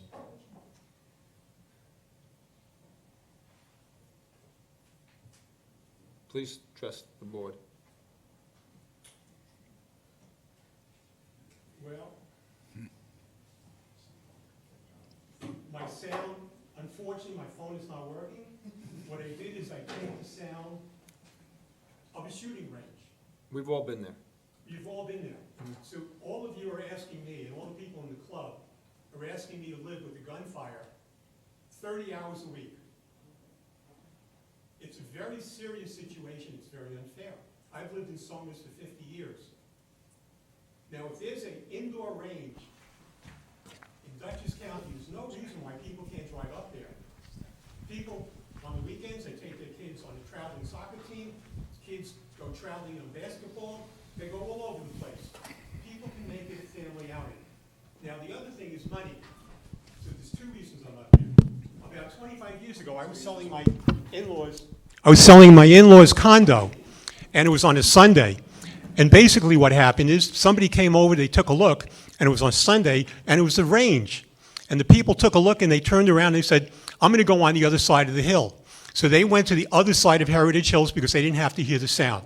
But the sound travels everywhere. And if there's alternatives where the club people can go to Dutchess County, or what the club can do if they really want to be a good neighbor, what they can do is go out and buy 36 rifles with silencers on them. They can provide this to the members. The members don't have to bring their own weapons. These people can use the silencers, and nobody will hear a single thing. There's not a reason why there should be any sound coming from that club. Thank you.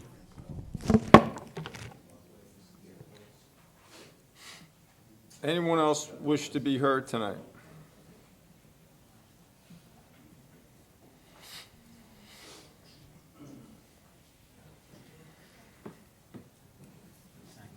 If there's anyone else, please queue up.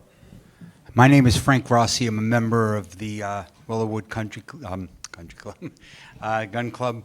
And I kind of look at this, I belong to the New York Athletic Club, and came here since they closed them. And even though there was a study with the Kennedys with the lead, if it's not ingested, it's similar to moving next to an airport or a parkway. You know, all of a sudden now the airport's got to change its ways because the residents don't like it. Or a parkway. You live next to a parkway and there's noise going on.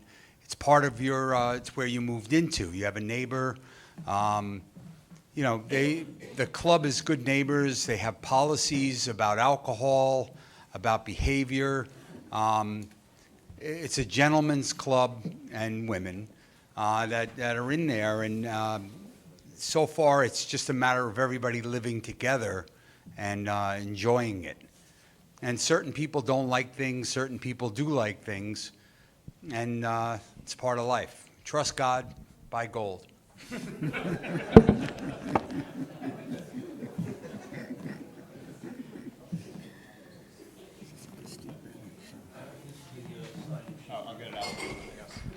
My name is Austin Bohm. I'm a resident of Mayapack.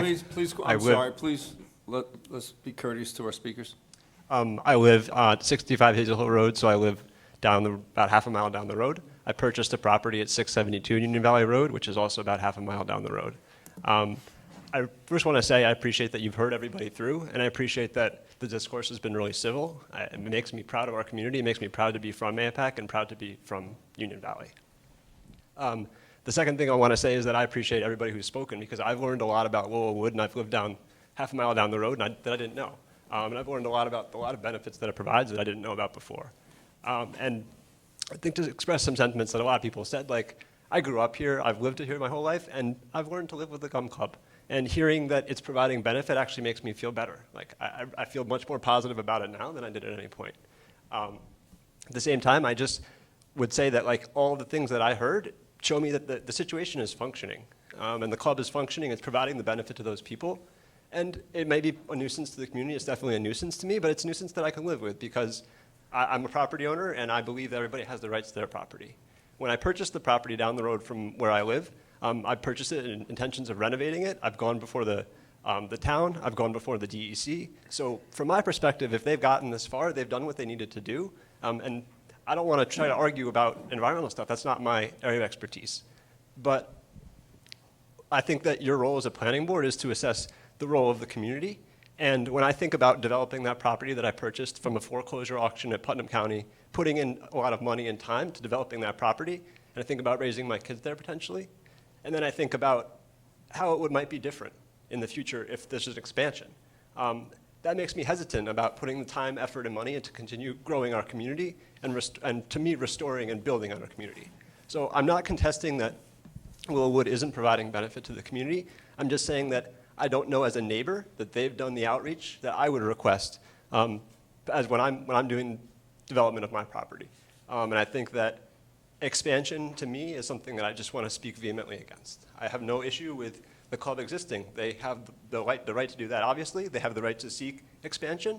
And if they've done everything by the book with their plans, that's great. Just the thing I want to reiterate again is that I feel your role as a planning board is to assess the role of the community, and I'm speaking for myself as well as some other people that can't be here. So Thank you.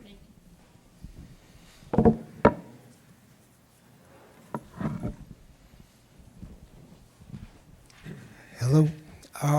My name is Marty Marco. I've been a member of Willowwood for 7 years, and something I haven't heard here is, in that 7 years, I'd say several times, new members and visitors have asked me, where do I go afterwards to eat or have a drink? And I've been able to suggest several neighborhood places like, Kobu, Wick Seafood, Char, Red Mills. And in a sense, we do bring back people who are not from this area, do patronize businesses in this area. Thank you. Thank you. Anyone else wish to be heard?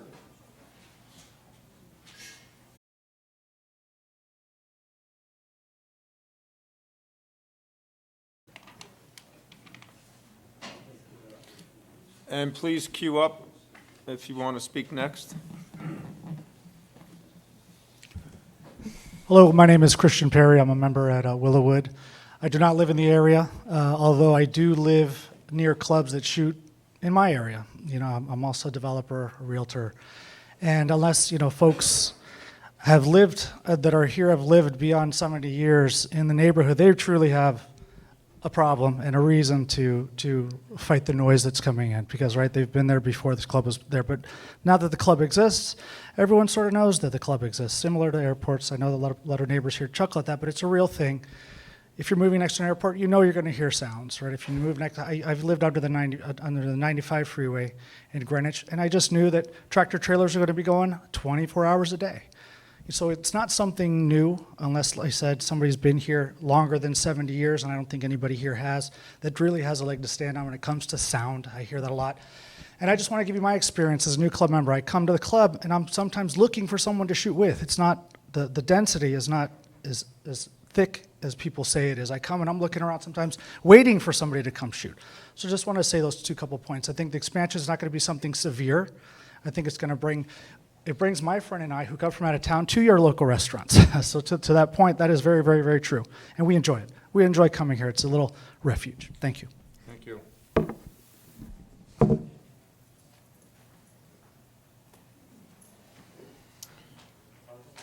Anyone else wish to be heard tonight?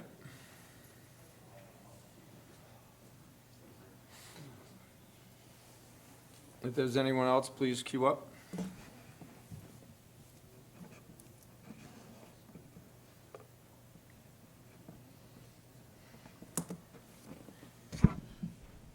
Hello, James O'Connor. I live in Heritage Hills. I came from the Bronx. I ran from the guns and the shooting. And lo and behold, I came in the wintertime. I didn't experience what I have experienced with the noise. I object to this expansion, as the noise will increase as it expands. Thank you. Thank you.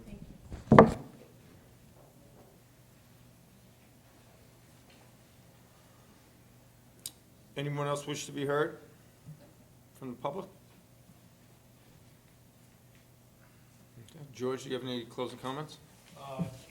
Yes, I would like to address the board.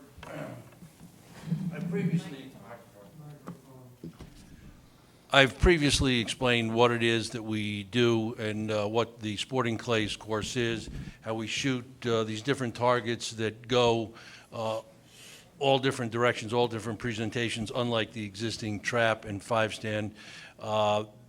The sporting clays is a sport that really teaches people to be disciplined and thoughtful and how to break the targets.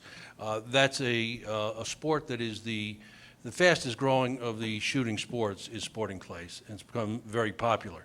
Now, people have used and criticized, particularly the people from Heritage Hills have criticized the noise issues. But what they're complaining about is the existing club. This club has been there before Heritage Hills was ever built. This club was started and has been in continuous operation since 1955.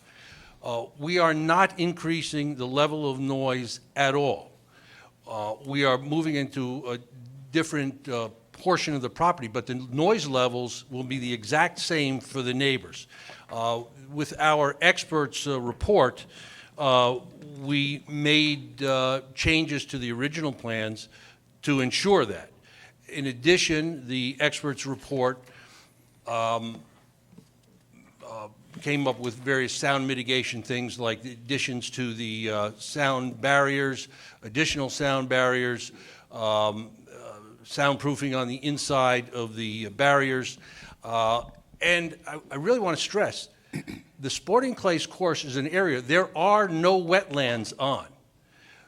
All the complaints about wetlands and lead in the wetlands area is the existing club, already approved. There's no approvals. What we are focusing on is what I'll call the hill, the sporting clays course, which is completely dry. There's no wetlands, and somebody claimed that you can't mitigate lead on a sporting clays course. I certainly never said that. You can, and at the suggestion of this board, at considerable expense, we went out and filed or retained the leading expert on environmental stewardship for outdoor shooting ranges. And I have that report here. And some of the neighbors have filed actually a copy of the EPA best management practices for outdoor shooting ranges. And it's ironic that they did that because a couple of pages, I think it's on the fourth page in, the EPA expressly thanked Dr. Dick Petticord for his contributions to the drafting and development of that EPA best practices management plan. It says they would like to acknowledge the support of Dr. Or they misnamed him Mr. It's really Dr. Dick Petticord of Dick Petticord and Company. That's for his contributions in drafting this document. Now we have, and assuming this board passes and approves the sporting clays course, we are, and this can be a condition of the approval, that we adopt and follow the environmental stewardship plan that Dr. Petticord has drafted and is on file with you. And that requires all sorts of things. And quite frankly, it's a big burden on us to do that with all the work that's involved in following this and documenting it and testing and liming to control the pH. By the way, we've always limed, but this year, it's a weird year. For some reason, the ground didn't freeze, so we haven't been able to get out there. When the ground dries up in July or August, we'll be able to access that and lime. And the significance of liming to maintain the neutral pH is that lead in a neutral environment, pH environment, is inert. It doesn't do anything. Additionally, once we have the sporting clays course built, it is our intention, follow the guidelines, to apply to the ECB, the Environmental Conservation Board, to remediate the lead in the wetlands area. And we're talking about doing it in stages, like one trap field or two trap fields at a time, reclaim the lead and restore, and then maybe the following year do another area. Some of the people have indicated that, well, you know, you should follow the guidance of MT2. MT2 is the law. We've actually had MT2 out at our site, walked the site with us, talked to us about it, given us their advice on how to deal with this. Because of my relationships in the shooting community, and I've laid that out for you numerous times in the past, I'm not going to bother you with, but I've got extensive experience on the national level as a sporting clays shooter and a delegate and a range safety officer, an instructor, certified instructor, all of which requires extensive training for those things. As a result of that, I'm also very close to the head of the National Shooting Sports Foundation, NSSF, Zach Snow. So whenever I have a problem or an issue that comes up, I call Zach. Zach, I need an expert. And I get the best experts in the country. That's how I got to Dr. Petticourt. That's how I got to the noise expert, Eric Thalheimer. George, these are the leading guys. George, do we have a copy of the plan that you're referring to? Yes. The remediation plan? It's called the Environmental Stewardship Plan. That was I filed that with Rose. It looks like this. Okay. All right. Thank you. If you don't have a copy for some reason, I can. That's Rose. We'll find it. It's on file with Rose. So we will be doing that. And the noise expert, he's indicated that the noise is not going to be increasing over what is there now. And some people have claimed, well, he measured a certain number of locations. They misunderstood the noise expert's report.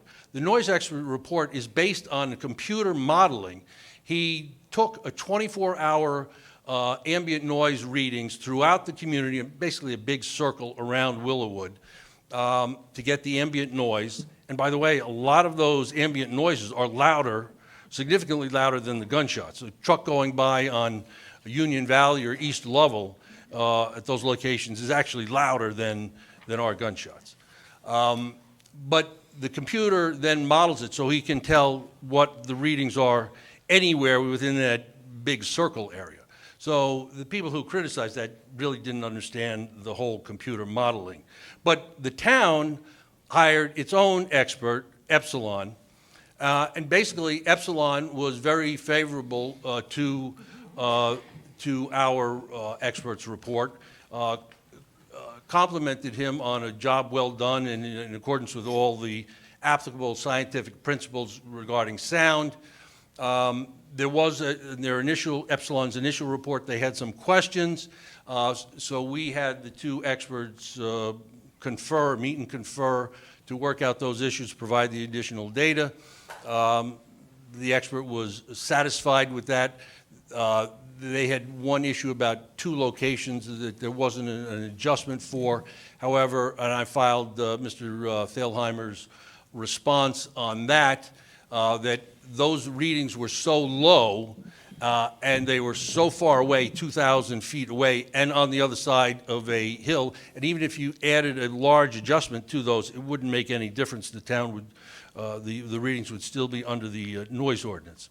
So nobody spoke about it tonight, but a number of the letters submitted claimed that we illegally harvested trees, and they claimed the number of 400 trees. In point of fact, we have had a permit, a tree cutting permit, and it was for 303 trees of various species, and it designated each tree there. If you like, I can hand I'm this. aware of that. I don't know if the rest of the board is, but I know Mike is aware of that. And that was part of a process that we went before the ECB on that. Each and every tree to be cut was marked with like a blue spray paint by our experts, confirmed by the town's forester, and those trees, those 303 trees were cut. So to claim that we did it illegally is just wrong. It was all done properly in accordance with the codes. We got our bond back after the town's forester checked it. Some of the people have claimed that we didn't reveal that we shot on the hill and intended to shoot. Well, I have the transcript or the minutes of the June 2, 2016 meeting where I expressly discussed that we occasionally did shoot at that time up on the hill, and that the area was well suited for sporting clays up there, and that we did intend to shoot up there. That was June 2, 2016. If you'd like, I can provide you with those minutes also. Now, some of the neighbors have circulated a petition and filed letters, and a lot of the people from Heritage Hills basically signed a form letter. And they're accusing us of that we're going to shoot 8,400 rounds per day. I'm sorry, can we just have one conversation at a time? George has the floor, and just be courteous to the speakers. 8,400 rounds per day. I would tell you that if we were shooting 8,400 rounds per day, we would be one of the largest sporting clays courses in the country. We are not. We are a tiny little club. By the way, I know exactly where they took that 8,400 per day figure from, and it's a complete distortion of what I said. They claim that I said that that's what we're going to be doing. No. During the ZBA hearings on our parking variance application, I was questioned as to the number of events, registered sporting clays events that we would hold. Now, these registered sporting clays shoots are a big burden to a small club because the members have to set up the machines. Nobody can shoot those targets until they're done. So we do not want to hold more than 4 a year. In fact, I probably shoot less than 4 a year, but to protect, if we wanted to do a certain number, we chose the number 4 to ask for as part of our application. We have 14 stations. The NSCA, which is the governing body of the sport, does not allow squads of more than 6 people. So you do the math, 14 station times 6-man squads, that's 84 people, that would be max. That's assuming we sold out the event. That's unlikely. Much larger clubs like Mid-Hudson over in New Paltz get in the neighborhood of about 70, but those are much bigger. Clubs like that is much bigger than us. But the neighbors took that 84-person figure and multiplied it times 100 rounds, and then assumed that we were going to shoot that each and every day we were open. That's just utter, complete nonsense, and I submit they knew it was nonsense when they told this to the board. The reality is that we were open for a long period of time back in 2018, and what we experienced was that on a Thursday and Friday, we had maybe 8 or 10 people a day that would be out there. And on the weekends, we would have about 20 people a day. During that period of time that we were open, we also did a noise study that we submitted to the ZBA in conjunction with our application for a parking variance. That parking study was done every hour during the days that we were open. And actually, I think there was one day the employee was sick and it wasn't done that one day. But for that 4-month period, we measured, counted the number of cars. The maximum number of cars during that entire 4-month period was 36 cars in the parking lot. And generally, on a Thursday and Friday, it was a couple. And by the way, you have 2 employees, so 2 of the cars are the employees.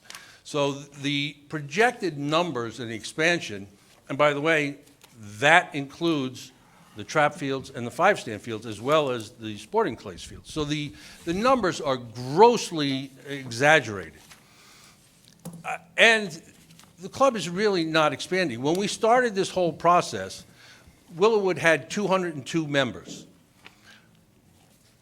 As part of our variance, we indicated that we would be capped out at 250. Now, we don't actually intend to go to 250.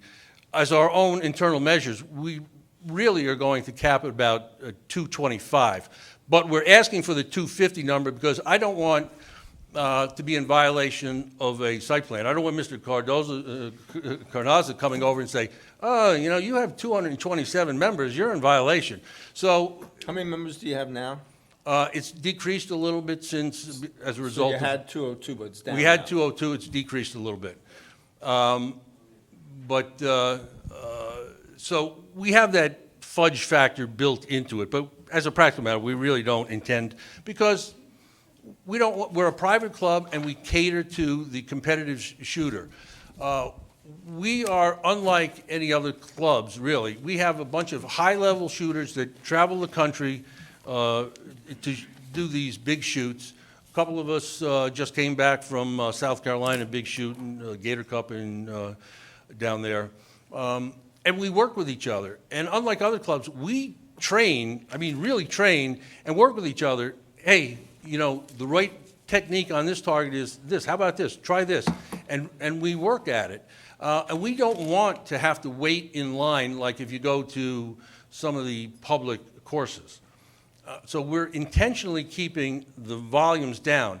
The other thing is, some of these people, if they're really concerned about the environmental issues about keeping lead out of the wetlands, they should actually welcome our application, because the 5-stand, which does shoot out towards the wet area, all of that will basically move on to the sporting clays course. The 5-stand will have very little activity. Basically, it's going to be then people coming in that, you know, they've got maybe 15 minutes. You know, they can shoot a couple, you know, a box of shells maybe on the 5-stand and get out. Or inclement weather. You know, if it's raining, I've done this. You stand by the door of the clubhouse and you look out. Oh, the weather just broke. I can run out and shoot around. Whereas you don't want to go out onto the course and be up on top there and get soaked. So that's really where the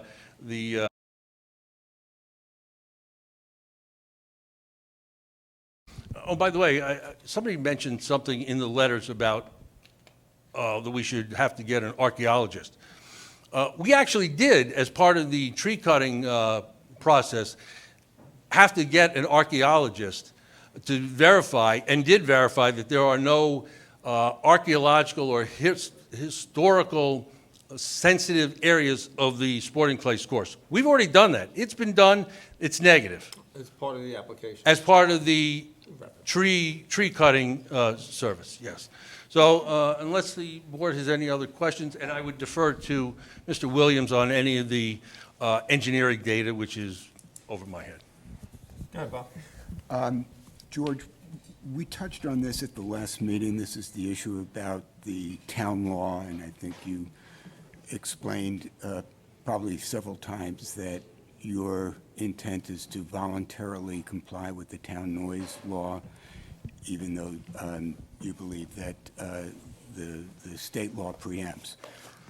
Putting the preemption aside and just focusing on the town law, I want to focus on one sentence which speaks to how the measurement of the noise levels should be conducted. The measurement shall be conducted at the property line on which such noise is generated or perceived, whichever is appropriate in a residential district, or at the boundary lines of the receiving land use district. Right. I know there is reflected in correspondence, and I think your response, there's at least one resident who's insisting that the sound testing was done 500 or more feet from the property line.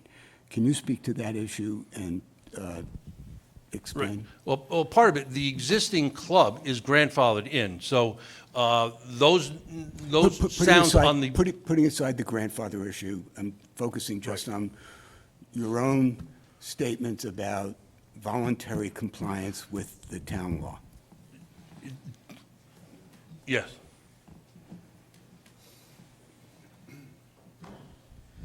So the town noise ordinance is written for a variety of situations, one of which is for an existing facility where you might file a complaint. And if that were to happen, you go out with a noise meter, you take a measurement, and you have to figure out where to take a measurement from.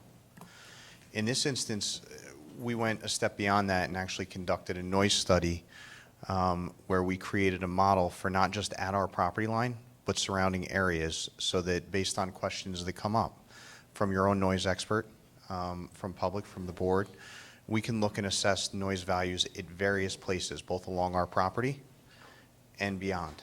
So this is a little bit more of a detailed study than just taking singular noise measurements. It's an actual calibrated model based on a surrounding area.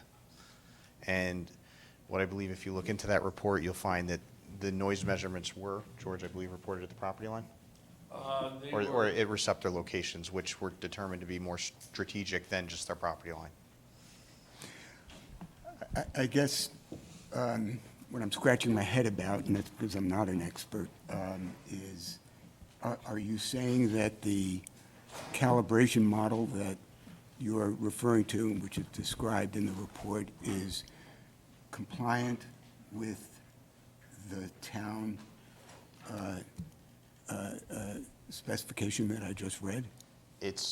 What I'm saying is, because I'm not a noise expert either, we have one on our team. It's a different way of measuring and assessing the noise. And I would actually rely on your noise experts' review of our noise experts report, because you guys did hire an independent noise consultant to found our noise report acceptable. And I'm saying that only because I don't want to sound like I'm up here saying everything's okay. You actually have an independent expert you guys have hired to evaluate our work. Well, maybe we need to go back. I did not see in our experts I saw exports report, but what I did not see in there is specific reference to this issue versus the calibration model. There's two reports by Epsilon. There was the initial one and then a follow-up one. Right. But I don't think this specific issue was addressed. Maybe we need to go back and ask that to our expert. Any other questions from the board?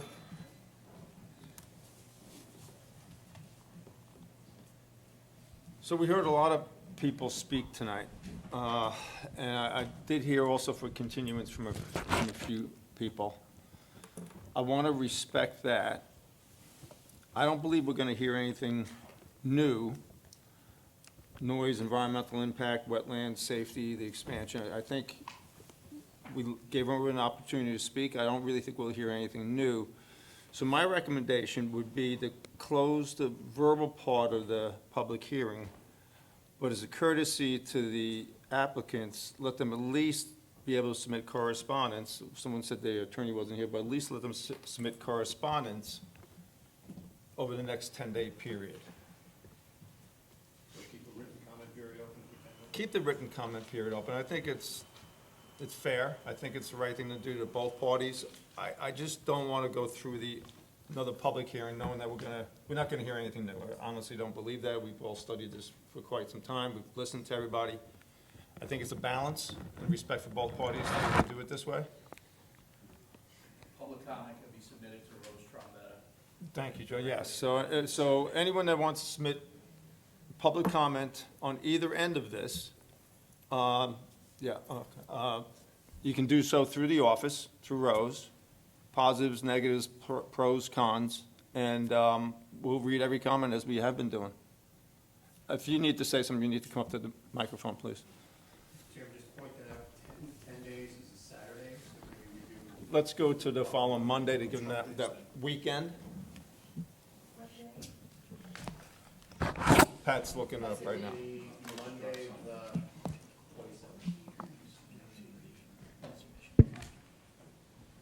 Sorry, what date was that again? Monday, the 27th? I'm sorry.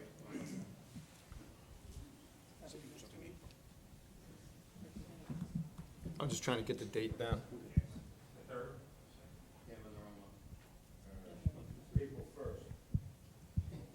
Monday, April 1st? Saturday, April 1st.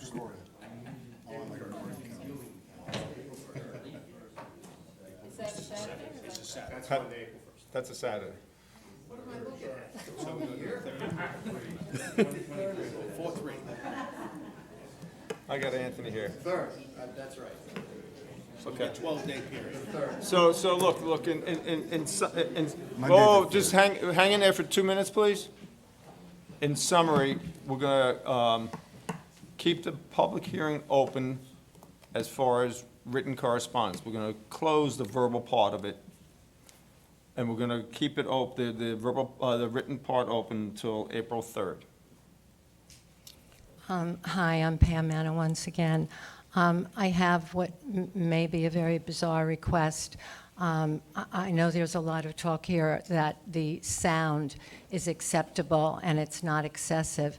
I would request that that somebody go up on the hill and shoot a few rounds, and that some members of this planning board come up to where I live and hear for yourself inside my house what I'm talking about, because I'm not exaggerating.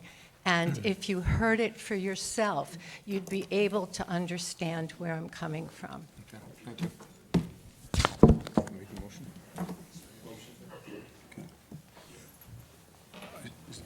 No. Oh. Go ahead. Good evening. Greg Elner, 20-plus year resident of the town of Carmel, and also an equivalent time period member of Willowwood. A lot of things have been said. This is a very emotional, very polarizing issue. As you do your deliberations, I would just ask that you give as much credence as possible to our local town of Carmel residents and also to the factual data. Because it is so polarizing and so emotional, there definitely has been exaggeration. And I have utmost confidence that you guys are going to get to the bottom of this. Thank you. Thank you. Mr. Chairman, now that we have a proper date, subject to the written comments being turned in, I make a motion to close the public hearing. Second. All in favor? Aye.